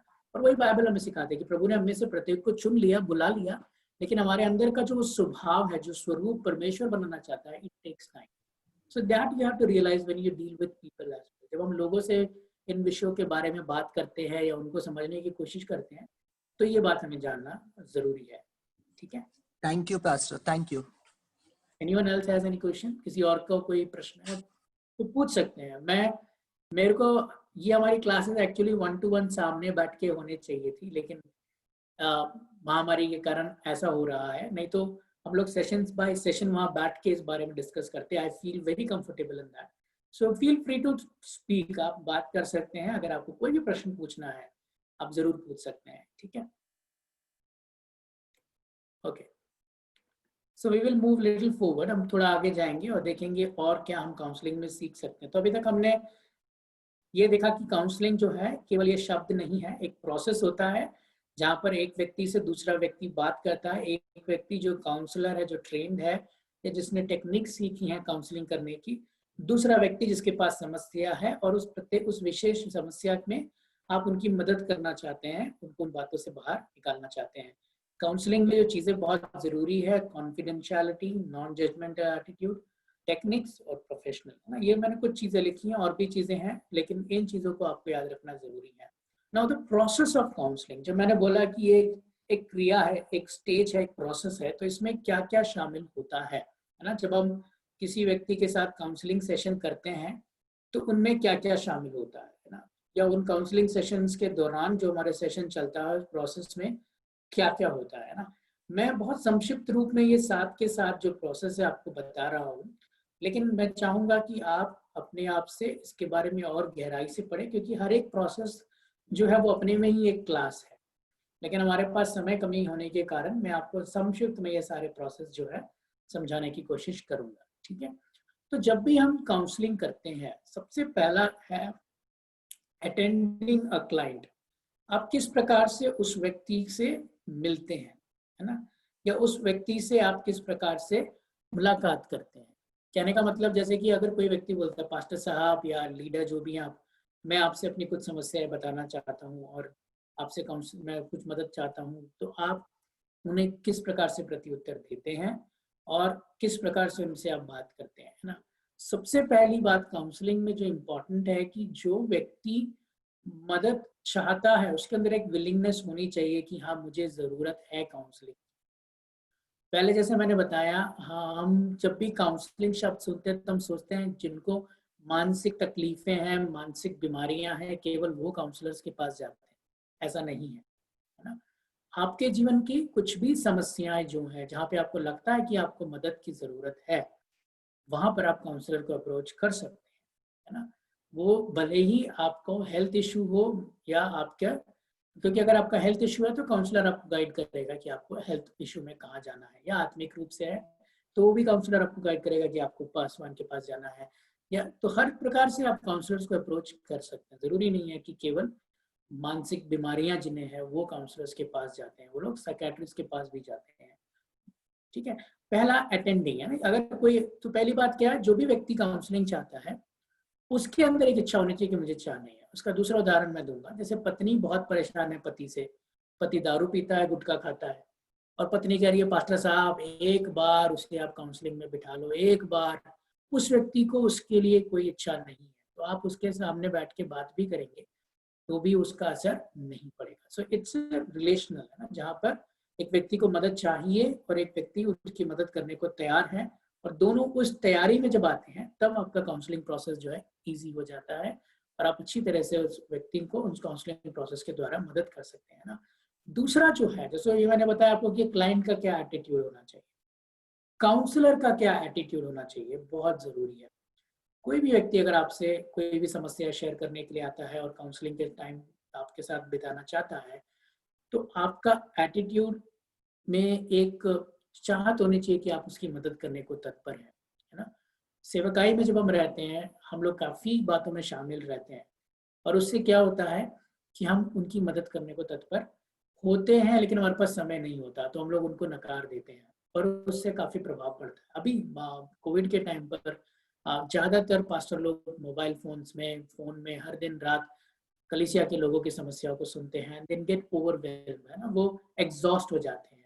ऐसे में हम उनको अटेंड नहीं कर पाते हैं। तो ऐसे में अच्छा होगा कि अगर आपसे कोई कॉल पे बात करता है, कहते हैं पास्टर साहब मुझे 2 मिनट चाहिए, तो आप उन्हें बोल सकते हैं कि आज मेरे पास समय नहीं है, मैं आपकी बात को पूरी अच्छी तरह सुनना चाहूंगा, अगर अर्जेंट नहीं है तो आप मुझे फलाने फलाने टाइम पे कॉल करें। उससे क्या होगा, जो बहुत बात करने वाला व्यक्ति है, आपको लगेगा यार नहीं इससे बात नहीं करी, तो आप 2 मिनट भी अगर आप बात करते हैं तो आप क्या वो बोल रहा है वो सुनने के बाद उसको टाइम असाइन कर सकते हैं। दूसरा है एक्सेप्टेंस, है ना। काउंसलर का एटीट्यूड होना चाहिए जहां पर काउंसलर उसको एक्सेप्ट करने को तैयार है, कहने का मतलब मदद करने के लिए काउंसलर तैयार है। That feeling has to be created when counsellor is handling it. जैसे मैंने कहा अगर आप जजमेंटल हैं, अगर आप बायस हैं, कोई और के किसी और के कहने पर आप उस व्यक्ति के साथ टाइम बिता रहे हैं तो आपकी बातों से वो प्रकट नहीं होना चाहिए। जैसे भी स्कूल काउंसलर्स होते हैं, जहाँ पे जिस बच्चे को समस्या होती है उसे धकेल दिया जाता है कि जाओ भाई काउंसलर के सामने बैठ जाओ, तो पहला एटीट्यूड उसको होता है कि यार मेरे को जरूरत नहीं है, मगर ये लोग कह रहे हैं मैं गलत कर रहा हूँ इसलिए मुझे बिठा दिया।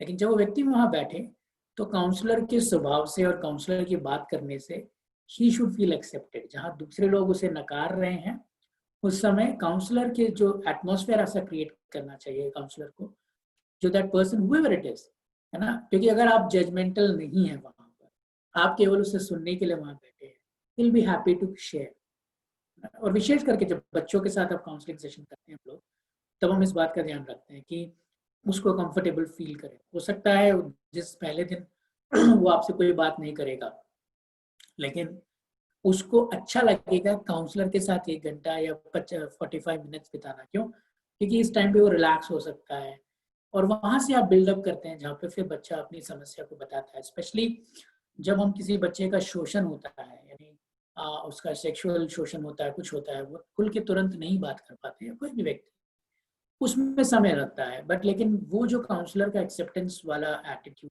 है वो मदद करता है एक रैपो बिल्डअप करने के लिए ना, विलिंगनेस टू हेल्प, है ना। काउंसलर को हमेशा एक विलिंगनेस होना चाहिए कि मैं इनकी मदद करना चाहता हूँ। अगर वो हमारे बातों से प्रकट नहीं होता है तो जो क्लाइंट है वो एक सेशन के बाद फिर आपके पास लौट के नहीं आएगा, या एक बार आपके पास समस्या लाने के बाद वो फिर कभी समस्या नहीं लाएगा। क्यों? क्योंकि आपने जिस प्रकार से उनसे बात करा या जिस प्रकार से आपने उनको हैंडल किया वो प्रॉपर नहीं था, है ना। तो ये भी आपको ध्यान रखना। और कुछ लोग ऐसे भी हैं जो आप उनसे कितना भी प्रेम से बात करें, कितना भी उन्हें एक्सेप्टेंस करें, मोहब्बत करें, they may not come back because वो लोग प्रिपेयर्ड नहीं है। जैसे मैंने कहा, they are forced to come for a counselling और to discuss with you the problem. Specially जब जवानों की बात आती है हमारे कलीसियाओं में, जवानों को ज़्यादातर पेरेंट्स धक्का मारते हैं कि पास्टर से जाके बात करो, एल्डर से जाके बात करो, चर्च लीडर से बात करो, तो उनको खुद मन नहीं होता।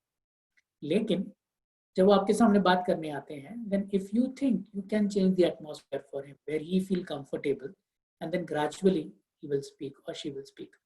तीसरा जो है, जैसे मैंने कहा, ये प्रोफेशनल काम होता है काउंसलिंग का। तो ऐसा नहीं है कि हम नुक्कड़ पे चाय पी के काउंसलिंग कर रहे हैं, है ना भाई, 1-2 कटिंग ऑर्डर करो और बैठते हैं हम नुक्कड़ पे खड़े होकर बात कर रहे हैं, क्योंकि वहाँ पे काफी डिस्टर्बेंस होगा, आप उसकी बात को सही से नहीं सुन पाएंगे। आप उसकी जो मदद करना चाहते हैं, वो जो आपने 45 मिनट या 30 मिनट वहाँ बिताए हैं, वो सही से आप इस्तेमाल नहीं कर पाएंगे। तो इसीलिए जब आप किसी को एक प्रॉपर काउंसलिंग सेशन करना चाहते हैं, उस पर्टिकुलर विषय में उसकी मदद करना चाहते हैं, तो ज़रूरी है आपका जो एनवायरनमेंट है, जो वातावरण आपने बनाया है, जो रूम जहाँ पर है, एक अच्छा रूम हो या ऐसा जगह हो जहाँ पर वो खुल के बात कर सके। आप सोचिए, आपके घर में आए हैं और मेन कमरे में आप बैठे हुए हैं, वो बोल रहे हैं पास्टर साहब मुझे ये समस्या ऐसा ऐसा हो गया, मैं क्या करूँ, ये सब बोले जा रहे हैं। तभी बच्चा वहाँ से बॉल लेके जा रहा है, पत्नी आके पूछ रही चाय पियोगे क्या, और वो चुप हो गया, बताना नहीं चाह रहा है ना। तो ये सब बातों का भी ध्यान हमें देना बहुत जरूरी है। लेकिन अगर आपको एक छोटा सा कमरा है जहाँ पर आप और वही हैं और आप बात करना चाहते हैं, तो उसको भी लगेगा कि हाँ, I can share my problem. और याद रखिए, काउंसलिंग जब आप किसी को कहते हैं, it's mostly related to the emotions and feelings which they go through, है ना। उनकी भावनाओं से वो बोलते हैं, they might cry, they might get angry, उनका अलग अलग प्रकार से वो अपनी भावनाओं को प्रकट करेंगे। ब्रीथिंग जो उनकी बढ़ जाएगी, क्योंकि ऐसी काफी बातें हैं जो उन्होंने दबा के रखी हैं और बहुत दिनों बाद आपसे बात कर रहे हैं, तो उनकी ब्रीथिंग बढ़ जाती है काफी बार लोगों की, काफी बार उन्हें नमनेस आने लगता है। तो हम लोग क्या करते हैं, जब हम किसी को काउंसलिंग सेशंस में बैठते हैं, तो वी कीप लाइक वाटर, अपने पानी अपने पास रखते हैं, विंडो खोल के रखते हैं ताकि वेंटिलेशन हो सके, हवा आ सके, और एक टिश्यू पेपर बैग पास में रखते हैं ताकि अगर वो रो रहा है, कुछ है, तो हम उसको पेपर दे सके। बच्चे हैं तो हम स्वीट साथ में रखते हैं, टॉफी साथ में रखते हैं। तो आप जिस कमरे में हैं, यहाँ आप काउंसलिंग करना चाहते हैं, अच्छा रहेगा कि आप वो कमरा सेट करें उनके आने से पहले, और उनको ये फील कराए कि आप उनसे, उनकी क्या कहते हैं, सुनने के लिए आप तैयार हैं। जैसे कि सिंपल एग्जांपल मैं देता हूँ दोबारा, जैसे हम चर्च में जब सर्विस शुरू करते हैं, पहले आके चेयर सब लगाने के बाद हम पूरे चर्च का सेटअप ऐसा कर देते कि कोई अंदर घुसे तो उन्हें लगना चाहिए कि आराधना आज संडे यहाँ हो रही है ना। संडे के दिन ही हम सेट करते हैं, बाकी दिन में चाहे कुर्सियां इधर उधर पड़ी रहे तो भी हमें कोई प्रॉब्लम नहीं होती, लेकिन संडे को हम मानते हैं कि उसको हमें सेट करके रखना है, क्योंकि जब लोग आते हैं उनको दिखना चाहिए कि आज आराधना है। वैसे ही जब आप काउंसलिंग सेशन लेते हैं, तो वो सेटिंग बहुत ज़रूरी है कि आप किस सेटिंग पे बैठ के ले रहे हैं, है ना। और वो जो बंदा आपके सामने बोल रहा है, उसके लिए वो कंफर्टेबल है या नहीं। हो सकता है आप बैठे हो और आप वो कहेगा कि पास्टर आप घर पे तो मैं आपसे बात नहीं करना चाहता, you going for a walk with him, but when you go for a walk, make sure कि आप ऐसी जगह जा रहे हैं जहाँ पे आप उन्हें सुन सके, यानी पार्क में बैठ के बात कर रहे हैं। ऐसा नहीं कि हम बोलते हैं कि आज हम, मेरे को यहाँ से घाटकोपर तक जाना है, तो हम दोनों ट्रेन में लटकते हैं और बात करते हैं, तो वो काउंसलिंग सेशन नहीं होता है ना, कि आप उनके साथ लटक गए ट्रेन में, थोड़ी देर में पता चला वो भाई तो उतर गए मलाड में और आप सोच रहे हैं कि वो ट्रेन में ही है। तो ऐसा नहीं होना चाहिए। तो एनवायरनमेंट बहुत इम्पोर्टेंट है। या सो अटेंडिंग जो पहला भाग है, यानी आप किस प्रकार से अपने क्लाइंट को, यानी जिस व्यक्ति की मदद करनी है, आप उन्हें कैसे वो फील करा रहे हैं, क्योंकि ये जो भाग है, इस अटेंडिंग के समय में ही आपका और उनका कॉन्फिडेंस बढ़ेगा, उस व्यक्ति का कॉन्फिडेंस बढ़ेगा कि हाँ, मैं इन व्यक्ति से बात कर सकता हूँ, इन व्यक्ति से मैं खुलकर बात कर सकता हूँ, है ना। अगर वो नहीं बढ़ेगा तो आपको 4-5 सेशन लग जाएंगे उस स्टेज तक पहुंचाने के लिए उस व्यक्ति को, जहाँ पे वो खुल के बात कर सके। सो इसीलिए इट इज़ वेल प्रिपेयर्ड। आपके पास एक नोट पैड होना चाहिए, पेन होना चाहिए, ताकि जो बातें वो बोल रहा है आप उसे नोट कर सकें, है ना। ऐसा ना हो कि वो आपको 1.5 घंटा, आप 45 मिनट्स आपके साथ बात करके गया, आपने बोला ठीक है आप अगले सोमवार को हम मिलते हैं, अगले सोमवार को आया और आपने बोला अच्छा भैया नाम क्या था आपका, राजू, नहीं पास्टर साहब मेरा नाम तो रमेश था। हाँ रमेश, रमेश याद आया मुझे। तो उसको पहले ही पता चल जाएगा कि आपने जो भी उसने बोला आप याद नहीं करें। मैं क्यों बोल रहा हूँ, क्योंकि जब आप सेवकाई में हैं, लीडर हैं, आपको हजारों लोगों की बातें बोलनी सुननी पड़ती है, तो आपको कैसे याद रहेगा कि एक व्यक्ति ने क्या बोला है। तो इसलिए बहुत महत्वपूर्ण है कि आप एक नोटपैड रखें, आप उसका नाम, तिथि और वो जो विषय, मुख्य विषय उसने बताया वो बोल के, लिख के रखें। इन केस अगर आप उसको आपको याद नहीं रहता है, जिस दिन भी आपने उसे बुलाया है उससे 5 मिनट पहले आप अपना नोटपैड खोलते हैं, आप उसे देखते हैं, आपको सब याद आता है। जब वो आके बैठता है तो आप बोलते हैं, रमेश आज कैसा लग रहा है, उस दिन तुमने इतना मुझे बताया था। तो वो व्यक्ति जो है उसको बहुत अच्छा लगेगा, क्योंकि उसको लगेगा इतने बिजी शेड्यूल में भी पास्टर मेरी बात को याद कर पा रहे हैं, या जो एल्डर हैं मेरे नाम को भी वो याद कर पा रहे हैं। तो ये सब काउंसलर्स के लिए बहुत बहुत इंपॉर्टेंट है कि आप कैसे अपना उसको अटेंड करते हैं व्यक्ति को, है ना। Okay, any doubts? आपको कुछ डाउट है या कुछ पूछना है फर्स्ट स्टेप में जो स्टेज का है, अब जो प्रोसेस काउंसलिंग प्रोसेस का है? Okay, let's go to another point which is very vital for counselling. ऐसा माना जाता है कि a counsellor should be a good listener. एक काउंसलर को अच्छा सुनने वाला होना चाहिए, है ना। अगर आप हमारी सृष्टि को भी देखें तो परमेश्वर ने हमें एक मुंह और दो कान दिए, यानी हमें परमेश्वर ने कहा ज्यादा सुनो और कम बोलो, है ना। बाइबल में भी हम पढ़ते हैं कि याकूब की पत्री में लिखा हुआ है कि ना हम सुनने में क्या होना चाहिए, तत्पर, और बोलने में सलज होने चाहिए। We should be slow in speaking, है ना। एज अ काउंसलर ये बहुत बहुत जरूरी है। मैं कहूँगा एज अ पासवान भी ये बहुत बहुत जरूरी है, कि एज अ लीडर भी ये बहुत बहुत जरूरी है ना। आप सुनना चाहते हैं, अगर अगर आप सुनने, जो देखो अंग्रेजी में दो शब्द है, एक होता है हियरिंग जिसे हम कहते हैं सुनना, एक होता है लिसनिंग। दोनों शब्द का अर्थ जो है अलग है ना। हियरिंग मतलब यू कैजुअली हियर समथिंग, कि आपने एक आवाज सुनी, है ना। हिंदी में एक ही शब्द है सुनना, है ना। अगर कोई दूसरा शब्द आपको मिले तो जरूर मुझे बताइएगा।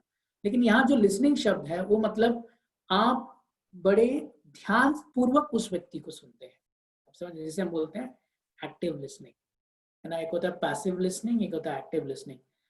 पहली बात जो है, कभी भी आपके पास कोई भी व्यक्ति आए रोता बिलखता या कोई भी समस्या लेकर आए, उसको बोलने की अनुमति दीजिए। हमारे अंदर एक एक नेचुरल टेंडेंसी है कि हम उसको सबसे पहले बोले चिंता मत कर, सब ठीक हो जाएगा, बैठ जाए यहाँ पे, है ना। हमारा पहला पहला होता है कि टेंशन मत लो, टेंशन से कुछ नहीं होता, प्रार्थना करो तभी सब ठीक होगा, बैठो यहाँ पे। हमारे जो स्टार्टिंग स्टेटमेंट होते हैं काफी बार ऐसे होते हैं, और हम सोचते हैं कि जब हम उनको ऐसा बोलेंगे तो उनकी टेंशन कम हो जाएगी, या उनको लगेगा कि हाँ। Avoid quick reactions. आप अपने रिएक्शन को उनको देखकर आपके रिएक्शंस को आप पहले कंट्रोल करना सीखें। जब तक आप कंट्रोल नहीं हो पाएंगे दूसरे को आप सुन नहीं पाएंगे ना। सो एज आई सेड, अगर सोचिए आपको 2 बजे किसी के साथ सेशन लेना है, और अगर आप 2:25 तक आप बिजी रहे और 5 मिनट में आपने कपड़े चेंज किए, बैठ गए और आप बोल रहे हैं हाँ भाई बताओ भाई क्या क्या खाया, क्या खाया। अगर इस तरह से आप करेंगे तो उनको पता चलेगा कि आप भाग दौड़ में आके बैठे हैं ना। You should be very receptive to them. आप यौन नहीं कर रहे हैं, आप उसके बीच में जो चिकन बीच में खाया था ना उसको ढूंढ नहीं रहे हैं, ये सब बहुत ध्यान देना। लिसनिंग मतलब आपकी आंखें, आपका बैठने का तरीका, आपका उनसे बात करने का तरीका उनको दिखना चाहिए कि completely you are listening. We will learn about listening skill, कैसे लिसनिंग स्किल को हम इम्प्रूव कर सकते हैं। जैसे मैंने बताया टेक्निक्स में वो आता है कि एक्टिव लिसनिंग हम कैसे कर सकते हैं। वो हम लोग सीखेंगे उस नेक्स्ट क्लास में होपफुली, क्योंकि हमारे पास लिमिटेड क्लास है, नहीं तो आगे किसी ना एक दिन हम लोग सेशन करके सीखेंगे। बट ध्यान रहे कि जो भी आप जिससे मिलते हैं काउंसलिंग में, be attentive towards them and do not quickly react, है ना। आप अपने बात जब आप शुरू करते हैं तो आप बोल सकते हैं बेटो रमेश बताओ तुम्हें क्या बोलना था, है ना। वहां से आप शुरू कर सकते हो, ना कि बेटो रमेश, या आप उनसे पूछ सकते हैं पानी पियेंगे, चाय पियेंगे, that all thing you can ask, but then never start with any remarks to it कि ना तुझे तो मैंने पहले ही बोला था इतने बजे आने के लिए, इतने बजे आ रहा है। इस तरह से रिएक्शन नहीं करना है। क्यों लिसनिंग इंपॉर्टेंट है, जो थर्ड पॉइंट मैंने यहाँ पे लिखा हुआ है, because see as a counsellor आप क्या कर रहे हैं, आप केवल उनकी बातों को नहीं सुन रहे हैं, you are looking at like in what emotion they are going through, किस फीलिंग के साथ वो बात कर रहे हैं। जैसे मैंने पिछली क्लास में एक उदाहरण लिया था कि मुझे बहुत डर लग रहा है ना। अगर कोई ऐसा बोलता है तो आपको क्या लगता है? तो हम लोग जब कोई हमें ऐसा बोलता है तो हमें सबसे पहले हमारा रिएक्शन क्या होगा? मत डर, मत डर, परमेश्वर तेरे साथ है। अगर हम पास्टर है तो हम शायद ऐसे बोलेंगे, या बोलेंगे मत डर, डरने से कुछ नहीं होता है ना, ऐसे बोलेंगे। फिर वो व्यक्ति अगर बोलते हैं नहीं मुझे बहुत डर लग रहा है कि मेरे पिताजी का क्या होगा, तो कहने का मतलब क्या है? उसको डर इसलिए लग रहा है कि उसके फादर का क्या होगा, उसको व्यक्तिगत रूप से कोई वो नहीं है ना। सो जब आप लिसनिंग प्रॉपरली लिसन करते हैं तो आप केवल उनके जो बोल रहे हैं उस पर ध्यान नहीं देते, वो किस इमोशन से बोल रहे हैं, उस शब्दों के पीछे का मतलब क्या है, ये सब आप समझते हैं। क्योंकि अगर आप वो समझ पाए, एक अच्छा काउंसलर क्या होता है? When he understand the feelings and emotions and he separates them. Because आप क्या करते हैं, जब आप किसी से बात करते हैं और जब कोई आपसे आके बात कर रहा है तो आपको उसे बताना चाहिए कि भाई आप मुझे जो बोल रहे हो सुमित, वो इसलिए बोल रहे हो क्योंकि आपके अंदर एक डर है। तब सुमित को लगेगा हाँ ये सही बोल रहे, डर है। फिर आप उसके अंदर ग्रेजुअली जाते कि डर हो सकता है, जो डर उसको अभी है वो अभी के कारण नहीं है, वो डर उसका बचपन से बना हुआ है। और उस डर से अगर उसे बाहर आना है तो you have to go back to his life and introspect कि क्या हुआ था, है ना। अभी हाल ही में एक व्यक्ति की शादी हुई और वो दोनों पति पत्नी शादी के बाद खुशी से रहना चाहते थे, लेकिन उस लड़के को कोई खुशी महसूस नहीं हो रही है और उसको लगता है कि क्या मेरे साथ कुछ गलत हो रहा है, क्योंकि मैं सोच रहा था शादी करना, जिससे मैंने प्रेम किया उसी लड़की से मैंने शादी किया और अचानक से अभी मुझे कोई उसमें आनंद नहीं दिख रहा है मेरे विवाह में, है ना। तो हम उसके ऊपर काफी कंक्लूजन मार सकते हैं कि अरे ऐसा हो गया होगा, वैसा हो गया होगा, ऐसा होता है, फलाना होता है ना। काउंसलर क्या करेंगे? पहले तो उनकी बातों को सुनेंगे, फिर एनालाइज करेंगे कि अच्छा ये व्यक्तिगत रूप से इन विषयों को कैसे लेता है। तो उसको एनालाइज करने के बाद पता चलेगा कि अच्छा एक्चुअली प्रॉब्लम उसके विवाह में नहीं है, प्रॉब्लम उसके उसमें नहीं है, उसको किसी और बात की टेंशन है जिसके कारण वो इसमें आनंद नहीं उठा पा रहा है ना अपने विवाहित जीवन में। तो वो सब समझने के लिए लिसनिंग आपका प्रॉपर होना बहुत बहुत जरूरी है। और वो लिसनिंग तब आता है जब आप अपने आप का दिमाग को उसकी बातों पे केंद्रित करके सुनते हैं। Maybe in latest stage we will try to do a mock counselling session जहां पर हम लोग इसको प्रैक्टिस करके देखेंगे, ठीक है। So this is that the second stage. पहला हमने बोला अटेंडिंग, कि जब कोई आपके पास आता है you should feel comfortable to share with you. And secondly as I spoke about is listening, जहां पर आपको एक एक्टिव लिसनिंग देना जरूरी है। Carefully you have to listen. या is it clear? Should I move forward, or if you have any doubts or questions, you can ask. Okay. Third thing is responding. Okay. Now look at this. Third process है responding का, है ना। और जब responding का process आता है, क्यों respond करते हैं वो बहुत बहुत जरूरी है। यानी जब आप प्रत्युत्तर देते हैं उन्हें, या आप जब बात करते हैं, आप क्यों बात कर रहे हैं वो आपको बहुत जरूरत है समझने की। यहाँ क्या लिखा हुआ है? Responding helps in clarifying and understanding the client better और the situation of a client better, ना। आप रिस्पॉन्ड क्यों कर रहे हैं? इसलिए नहीं कर रहे हैं कि आप चलो मैंने सुन लिया 10 मिनट 15 मिनट, अब मैं इसको बताता हूँ, है ना। और हम जब क्रिश्चियन काउंसलिंग या हम लोग जब पासवानी करते हैं तो वो रिस्पांस जो है नेचुरली हमारे पास क्या कहते हैं एक लिखित तरीके से रहता है, हमारे दिमाग में रहता है। हमने उसको जो है जैसे इसमें बोलते हैं पुड़िया बना के रखी हुई है कि इस वाले व्यक्ति को ये पुड़िया देनी है, उस वाले व्यक्ति को वो पुड़िया देनी है, इस वाले व्यक्ति को ये पुड़िया देनी है ना। हम वो सोच के रखते हैं। लेकिन काउंसलिंग में हम लोग सीखते हैं कि हमें ऐसा नहीं करना है। जैसा भी हमने बताया, हो सकता है उसकी गवाही इसके लिए हेल्पफुल ना हो सकता है वो जो सोल्यूशन हम इसके लिए बोल रहे हैं वो हेल्पफुल ना हो। तो रिस्पॉन्डिंग जब आप पहले करते हैं, जब आप प्रत्युत्तर देते हैं, आप इसलिए रिस्पॉन्ड कर रहे हैं ताकि आप समझ सके कि जो क्लाइंट या जो व्यक्ति आपसे बात कर रहा है आप उसे सही से समझ पा रहे हैं क्या नहीं, है ना। इसीलिए अलग अलग प्रकार के रिस्पॉन्ड्स होते हैं जो यहाँ पे मैंने लिखे हुए हैं। मैं एक एक करके आपको वो भी समझाने की कोशिश करूंगा, ठीक है। Probing response. प्रोबिंग मतलब कि ऐसा नहीं कि इट्स नॉट प्रोवोकेटिंग, है ना, इट्स प्रोबिंग। प्रोबिंग मतलब अगर वो कोई बात आपसे कर रहा है और आपको लगता है कि you want more detail of it, तो आप उसके सामने रिस्पॉन्स कैसे रखेंगे? जैसे कि अभी वो व्यक्ति बोलता है अरे सर मैं वहाँ गया, उसने मुझसे जो पैसा लिया तो मैंने उसको पैसा दे दिया, और उसके बाद जो उसने मुझे पैसा देना था वो मुझे पैसा नहीं दिया। तो मेरे को पता करना है कि इसने अपनी मर्जी से पैसा दिया था या नहीं दिया। तो मैं बोलता हूँ तो मतलब आपने अपनी मर्जी से पैसा दिया? नहीं नहीं नहीं, मैंने अपनी मर्जी से पैसा नहीं दिया, मेरे को तो मेरी पत्नी ने बोला कि उनको पैसा दे दो। समझ रहे हैं? तो आप समझ रहे हैं कि अच्छा, सो एक इशू क्या है कि he didn't do by his own will, somebody else has forced him to do it ना। सो प्रोबिंग से जो वो बोल रहा है उसमें आपको और क्लैरिटी मिलती है, तो वो आपका प्रोबिंग रिस्पॉन्स होता है ना। प्रोबिंग का मतलब ये नहीं होता कि आप उसे भड़का रहे हैं। प्रोबिंग का मतलब होता है you ask some questions where they try to speak ना। फॉर एग्जांपल कुछ समय में ऐसा होता है कि काउंसलर्स के पास आके कोई व्यक्ति बैठता है या आपके पास आके व्यक्ति बैठता है, आप बोलते हैं ठीक है बताओ आपकी क्या समस्या है।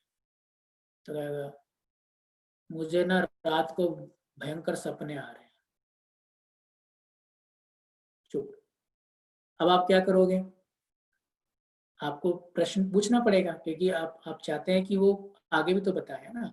तो आप पूछेंगे अच्छा किस प्रकार के सपने आ रहे हैं, देन ही विल एक्सप्लेन। और हमेशा याद रखिए जब आप रिस्पॉन्स करते हैं काउंसलिंग में, बोलते हैं कि हम लोग कभी भी ऐसे प्रश्न ना पूछे जिसका उत्तर वो लोग हाँ या ना में दें, क्योंकि हाँ या ना में वो देंगे तो फिर आपको और प्रश्न पूछना पड़ेगा, है ना।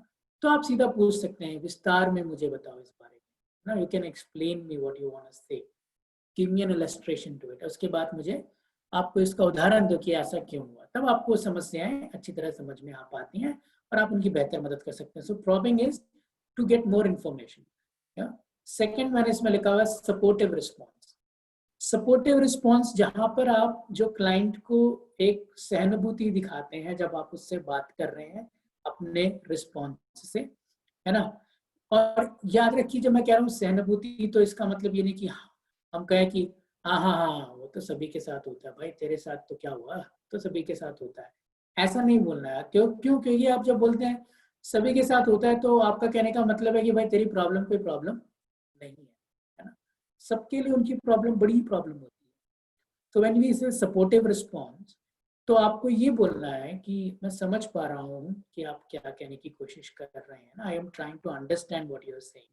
तो then he will be happy कि अच्छा मुझे समझने की कोशिश कर रहे हैं। आज तक मुझे समझने की कोशिश किसी ने नहीं करी, मेरी पत्नी ने नहीं करी, मेरे बच्चों ने नहीं करी, यहाँ पर एक व्यक्ति बोल रहा है। और one statement itself will help him to see that he can deliver what you would like to hear from him, है ना, जो बताना चाहता है। सपोर्टिव रिस्पॉन्स है जहाँ पर आप नेगेटिव अप्रोच नहीं इस्तेमाल कर रहे हैं, है ना। कुछ बातें हैं जहां पर you have to take a response which is interpretive response. Interpretive response मतलब आप जो उसने बताया है उसका विश्लेषण करते हैं या उसको इंटरप्रेट करते हैं। जैसे बाइबल में हमें एक वचन लिखा होता है, हम वो वचन पढ़ने के बाद हम लोग क्या करते हैं, हम उसे एक्सप्लेन करते हैं ना, इंटरप्रेट करते हैं अपने तरीके में।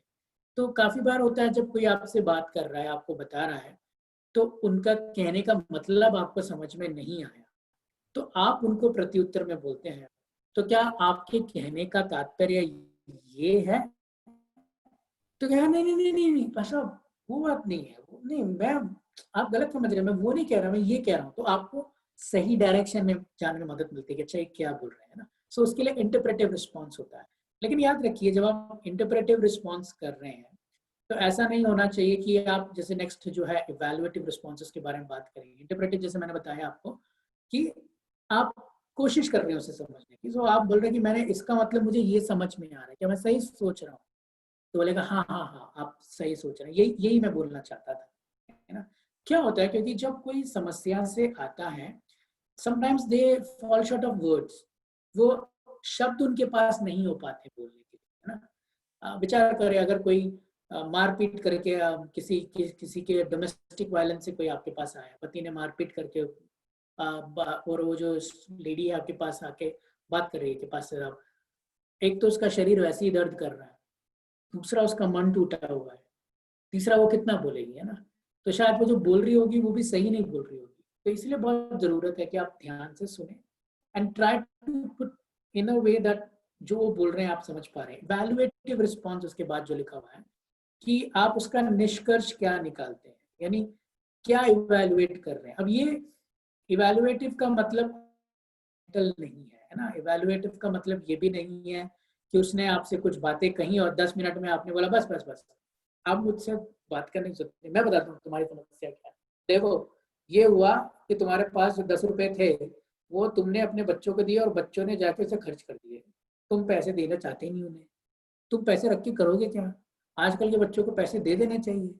तो इस प्रकार से उसके बोलने से पहले हम उसका विश्लेषण करके उसको बताने की जरूरत नहीं है। इवैल्यूएटिव रिस्पॉन्स का मतलब होता है you are trying to understand what that person is saying and how that person is evaluating his words. वो जो व्यक्ति आपसे बात कर रहा है वो उन बातों का विश्लेषण किस प्रकार से कर रहा है ना। तो आप बोल सकते हैं कि आपके कहने का मतलब है कि आपके पिताजी को आपसे प्रेम नहीं है ना।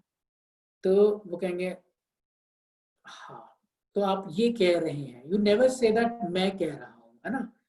आप देख रहे हैं जब आप काउंसलिंग किसी को करते हैं, आप नहीं बोलते कि मैं सोचता हूँ, आप बोलते हैं आई फील कि आप सोचते हैं। तो अगर वो ऐसा नहीं सोचता होगा तो वो डेफिनेटली आपको रिस्पॉन्स बैक करेगा। अगर वो सोचता होगा और आपने उसको सही प्रकार से इवैल्यूएट किया है तो देन दे विल अंडरस्टैंड कि अच्छा। सी बेसिकली हम लोग क्या करते हैं, when anybody comes with a problem, what happens is their rational mind जो होता है उनका, यानी जो सोच विचार करने की क्षमता होती है वो भावनाओं के कारण कम हो जाती है या भावनाओं से मिश्रित हो जाती है। आप क्या करते हैं, आप उन्हें रियल लाइफ और उनकी भावनाओं को अलग करके दिखाते हैं ताकि वो सही कदम उठा सके। तो उसके कारण क्या होता है, तो वो इवैल्यूएटिव जो आप करते हैं तो उन्हें पता चलता है कि अच्छा इस कारण से मैं ऐसा सोच रहा हूँ या इस कारण से मैं ऐसा कर रहा हूँ, मैं ऐसा इससे बाहर निकल सकता हूँ। जैसे अभी डिप्रेशन की बात हम करते हैं या कोई बहुत दुखी है, बार बार फेल हो रहे हैं, तो उनके अंदर एक भावना बन जाती है कि मैं इन कामों को नहीं कर सकता, है ना। आप काउंसलर का क्या काम होता है कि उन भावनाओं से उन्हें बाहर निकाले, उन्हें बता सके कि अगर आप 10 बार भी फेल हुए हैं तो इसका मतलब ये नहीं है कि आप अब किसी काम के नहीं, आप अब भी कोशिश करके उसमें से बाहर निकल सकते हैं। तो फिर वो रियलिटी में उस व्यक्ति को आप लेकर आते हैं, है ना। टाइप्स ऑफ रिस्पॉन्डिंग में लास्ट में लिखा हुआ है अंडरस्टैंडिंग रिस्पॉन्स। अंडरस्टैंडिंग रिस्पॉन्स मतलब जब आप उनसे रिस्पॉन्स दे रहे हैं तो आप ऐसे बात कर रहे हैं जो उनको लग रहा है कि आप उन्हें समझ पा रहे हैं, है ना।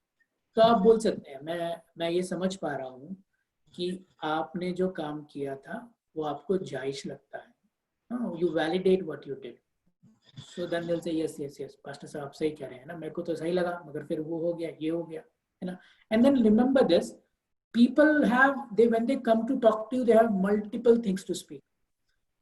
जब आप किसी से बात करते हैं तो बहुत सारी बातें आपसे करना चाहते हैं, लेकिन जैसे मैंने कहा आप वो एक पर्टिकुलर समस्या में उनकी मदद करना चाहते हैं, so you bring it back to them to that particular point, है ना। जैसे अगर आप पति पत्नी के झगड़े के विषय में लेकर वो आए हैं तो पति पत्नी का झगड़ा छोड़ के ऑफिस का जो काम है उसमें इसमें आपको वो जब बात करना शुरू करेंगे, you have to bring them back.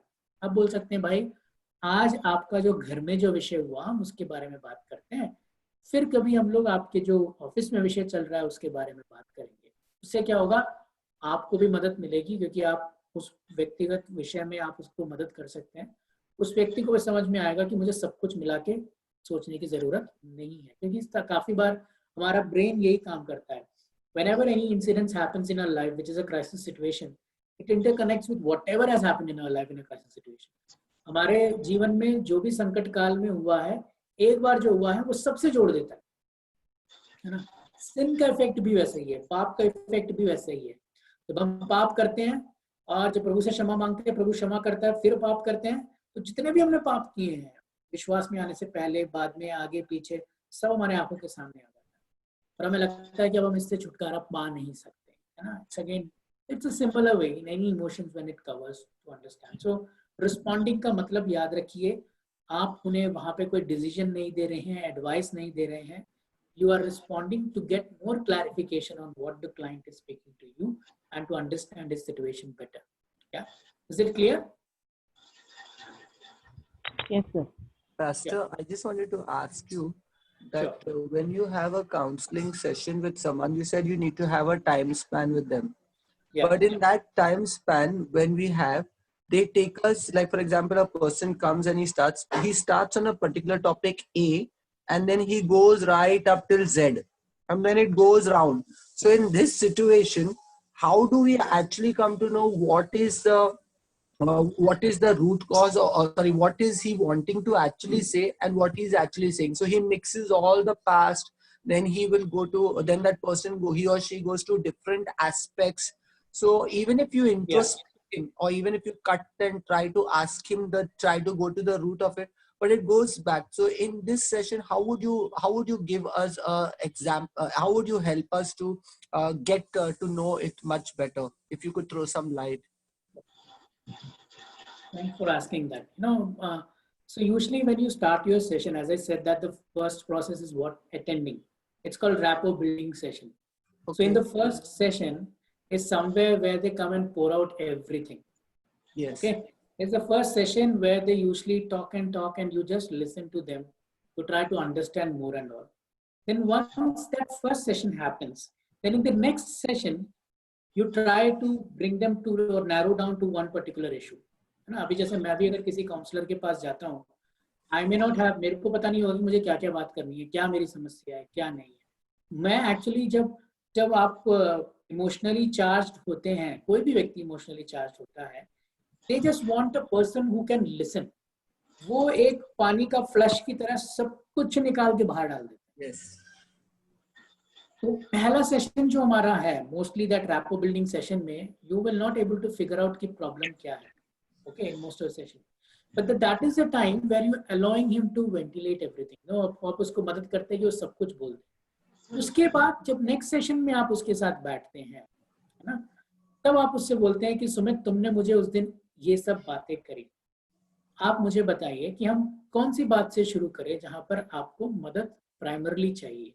Okay. फिर हम आपकी बाकी बातों के ऊपर भी ध्यान दे सकते हैं. Okay. Then it becomes easier.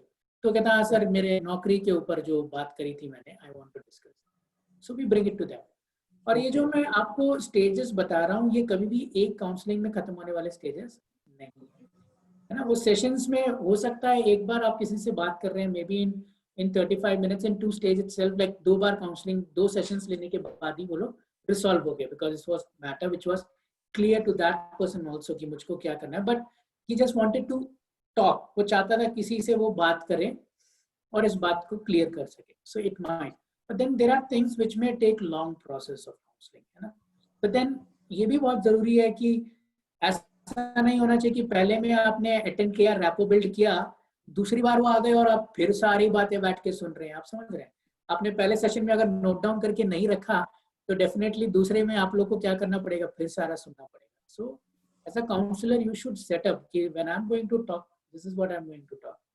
और इस सेशन जब मैं उनसे ले रहा हूँ, तो मुझे सेकंड सेशन में डेफिनेटली, और ऐसा भी हो सकता है कि आप जब सेकंड सेशन के बाद आप आगे बढ़ ही नहीं पा रहे हैं ना. This are like the process जो हर सेशन में होते हैं, लेकिन आपको उसको उस लेवल पे लेके आना जहाँ पे उसको कोई सोल्यूशन मिल सके. और आप जब स्टक हो गए हैं, then you have to brainstorm कि एक्चुअली क्या हुआ. दैट इज व्हाई जो प्रोफेशनल काउंसलर्स होते हैं, when you know the techniques, when you know the therapy, you think of which therapy will suit, which therapy will not suit to him, what type of personality he has. So वो सब handle करने में मदद आता है. But like basically जो हम लोग अभी इस काउंसलिंग प्रोसेस में सीख रहे हैं कि काउंसलिंग में ये स्टेजेस होते हैं. जैसे आज हमने सीखा रिस्पॉन्डिंग. हम रिस्पॉन्ड क्यों करना है काउंसलिंग में, हम रिस्पॉन्ड पहले इसलिए करते ताकि हम पहले समस्या को समझ सके. देखो, हर एक काउंसलिंग में 3 चीजें हैं. पहला, आप समस्या को समझो. दूसरा, आप उनके साथ प्लानिंग करो कि क्या कर सकते हैं समस्या से बाहर आने के लिए. तीसरा, वो एक्सिक्यूट करो. और चौथा क्या है कि आप उसे मॉनिटर करो कि सही था कि नहीं था. बट देन वो प्रोसेस जो है, it can prolong from 1 to 3 stages, or like 1 to 3 sessions, or it can end up in 2 sessions itself. Okay, Pastor. Yeah. Thank you. Thank you. Thanks for asking. Yeah. Anybody else? I'm going to conclude here. मैं यहीं पे आज समाप्त करूँगा, आगे नहीं जाऊँगा, because it's again an important thing to discuss. Maybe in next class we will discuss personalizing, initiating, evaluating और termination of the counseling का क्या मतलब है, इन stages में क्या होता है. लेकिन आज जो हमने पढ़ा है उसके आधार पर अगर कोई प्रश्न आपको पूछना है तो आप पूछ सकते हैं.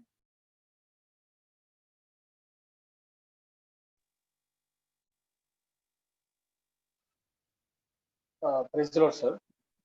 Praise the Lord. सर, मुझे ये सवाल था, कभी कभार ऐसा होता है कि लास्ट टाइम एक टीचर थे, उनका परिवार आया था, तो वो आके थोड़ा देर बात किए, फिर बाद में मैं, जैसा आपने कहा, मैं सुनना चाहिए, ध्यान से सुनना चाहिए, सब कुछ सुन लिया। फिर बाद में जब थोड़ा देर के बाद वो शांत हो गया, उनका पूरा बात बताने के बाद में जब मैं बात करना शुरू किया, तो वो अ, हर बार बोलते हैं कि हाँ पता है, हाँ हमें पता है, क्योंकि हमें बोलने ही नहीं देते, बोलने का मौका ही नहीं देते। और ऐसा लगता है कि हम उनको मदद कर ही नहीं पाए, क्योंकि वो सुनने के इसमें नहीं है, तकलीफ में तो है, काउंसलिंग लेने तो आए, लेकिन उनका मदद भी नहीं कर पाए, क्योंकि वो लोग सुनने को राजी नहीं है।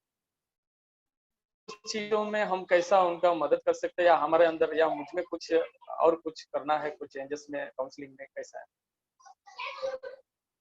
तो जैसा आपने बोला, देखो काउंसलिंग में और शारीरिक उपचार में यही एक बहुत बड़ा फर्क है। फॉर एग्जांपल, शारीरिक उपचार में क्या है, डॉक्टर ने देखा, डायग्नोस किया, दवाई दी, उससे उनका शरीर ठीक हो जाएगा।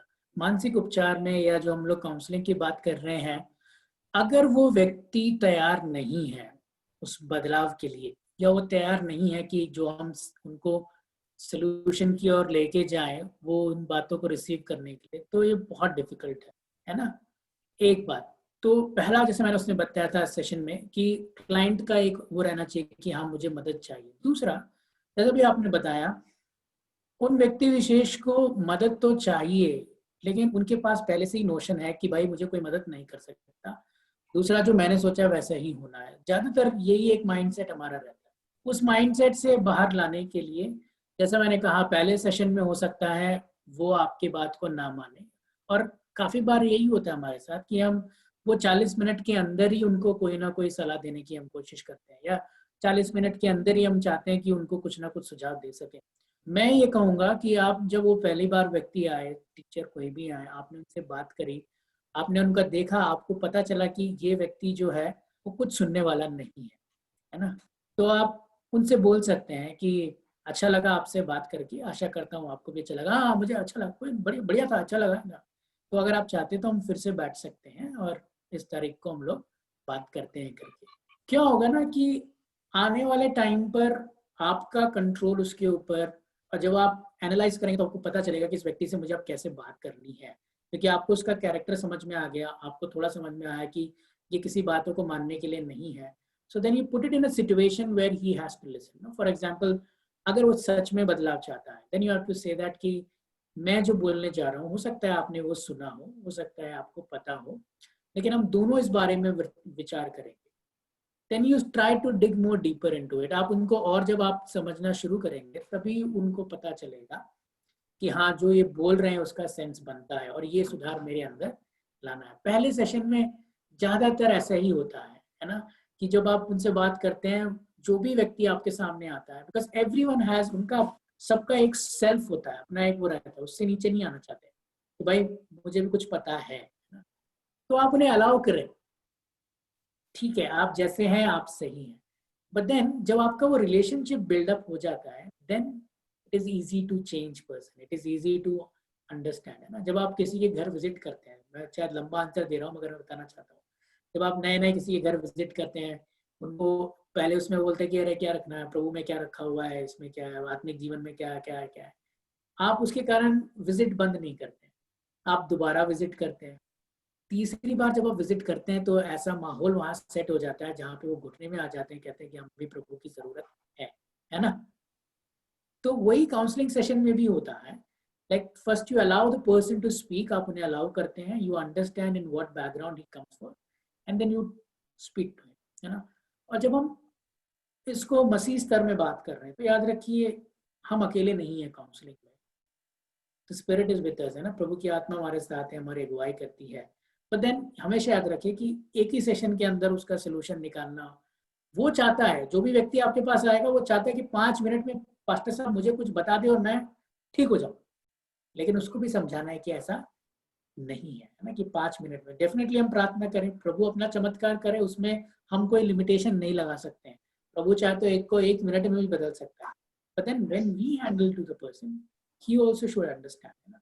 जब आपका वो रिलेशनशिप बिल्ड होता है, then it is easier to ask person to change, और जो भी आप चेंज उनमें देखना चाहते हैं तो आप मदद कर पाते हैं। then as a counsellor never get frustrated. जैसा भी अभी भाई ने बताया, काउंसलर का ये नहीं है कि जो भी आपके पास आए सबकी मदद आपको करनी है और सबको 100% ठीक करना है, नहीं, है ना। आपको अपना काम सही से करना है, उनको भी अपना काम सही से करना है, and then rest you leave upon process and you leave upon the God also. तो नहीं तो क्या होगा, हम लोग फ्रस्ट्रेटेड हो जाएंगे काउंसलर्स के साथ, या हम लोग जब पासवानी करते हैं, सेवकाई करते हैं, ये हमारे अंदर बहुत जल्दी आ जाता है, एक फ्रस्ट्रेशन, एक बर्न आउट हो जाते हैं कि क्यों नहीं हो रहा है ना। बट तब हम लोगों का आसरा क्या है, परमेश्वर है। प्रभु मैं अपना काम सही से करता हूँ, बाकी काम प्रभु आपका है, और प्रभु अपने समय पे फिर काम करता है। So that attitude also has to be there. Thanks for asking pastor. Thank you pastor. और कोई? ठीक है, मैं अब 3 मिनट ही है हमारे क्लास खत्म होने के लिए। मैं आपको एक होमवर्क देना चाहता हूँ, और मैं चाहता हूँ ये आप सब कोशिश करें। And it is Pastor, just one question regarding when you're speaking or talking to a client, and then paraphrasing is something that is being used also. English मध्ये. Yeah. So paraphrasing does help, no? Or like just sure. Paraphrasing what he's trying to, that could help the person to go deeper. Is this part also of a listening process? Yeah. Paraphrasing. That's one of the Just one of the techniques which we use in active listening. Okay.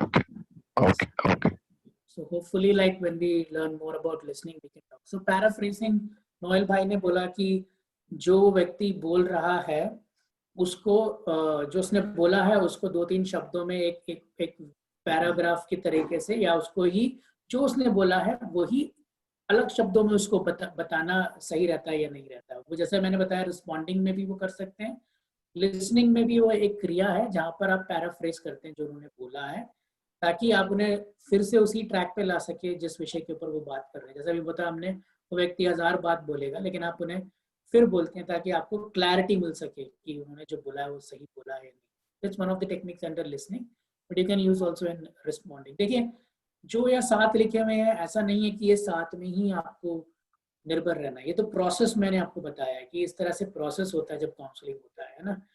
जब आप listening कर रहे हैं तो actively उसमें क्या क्या शामिल है, रिस्पॉन्डिंग में कौन सा रिस्पॉन्डिंग टेक्निक यूज करना है, वो सब आपके सेशंस के ऊपर निर्भर है। Okay, will go more deeper into it hopefully next class.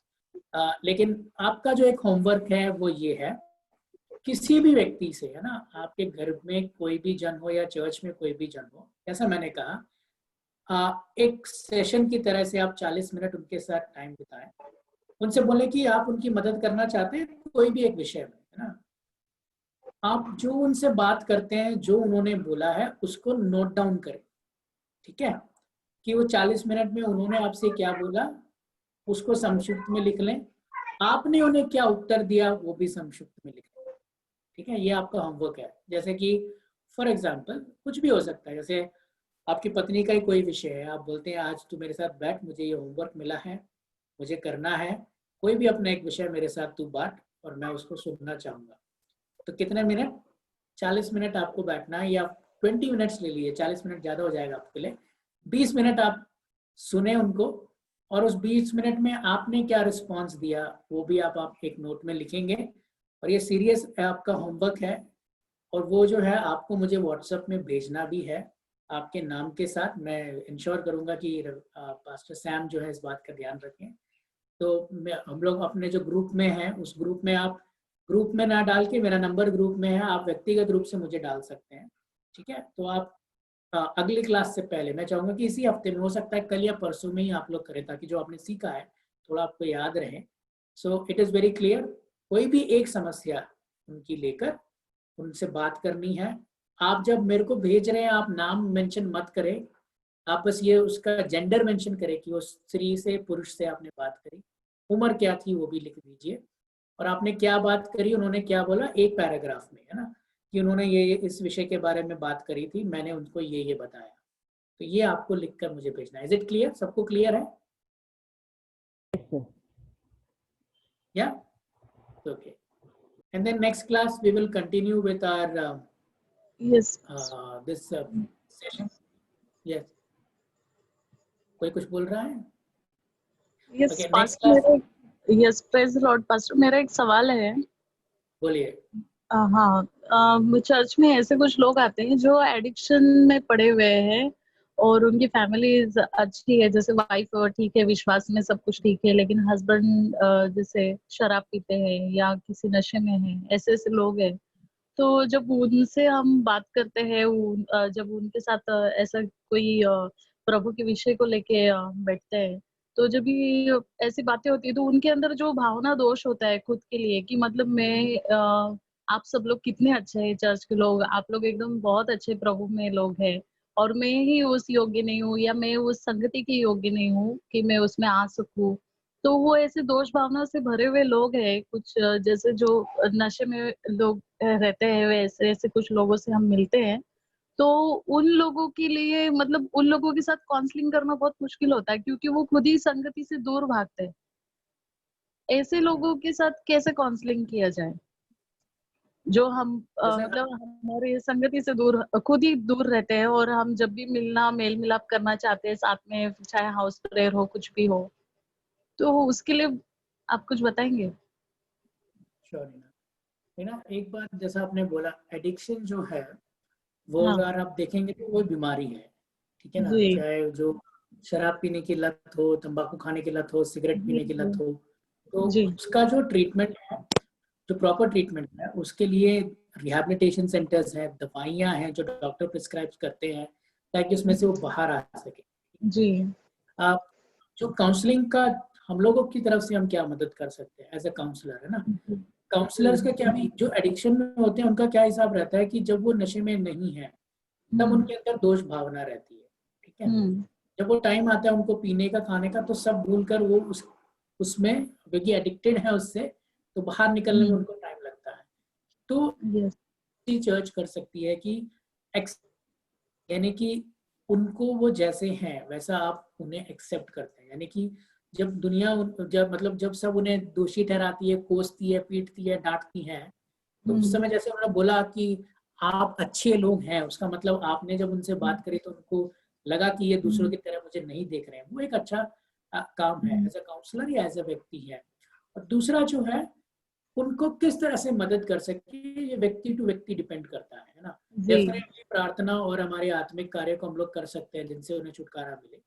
और दूसरा जो है, उन्हें प्रोफेशनल हेल्प जो जरूरत है उसके लिए आप उन्हें तैयार कर सकते हैं कि आपको प्रोफेशनली इन चीज़ों की मदद है। मैं इसलिए बोल रहा हूँ क्योंकि काफ़ी बार हमने देखा एडिक्शन को हम लोग बड़ी आसान रूप से ले लेते हैं कि ये फंदा है या डेफिनेटली शैतान है जो नाश करने के लिए करता है, लेकिन ये दूसरी तरफ से बीमारी की तरफ से भी देखा जाता है और इसमें से ग्रेजुअली लोग बाहर आते हैं, है ना।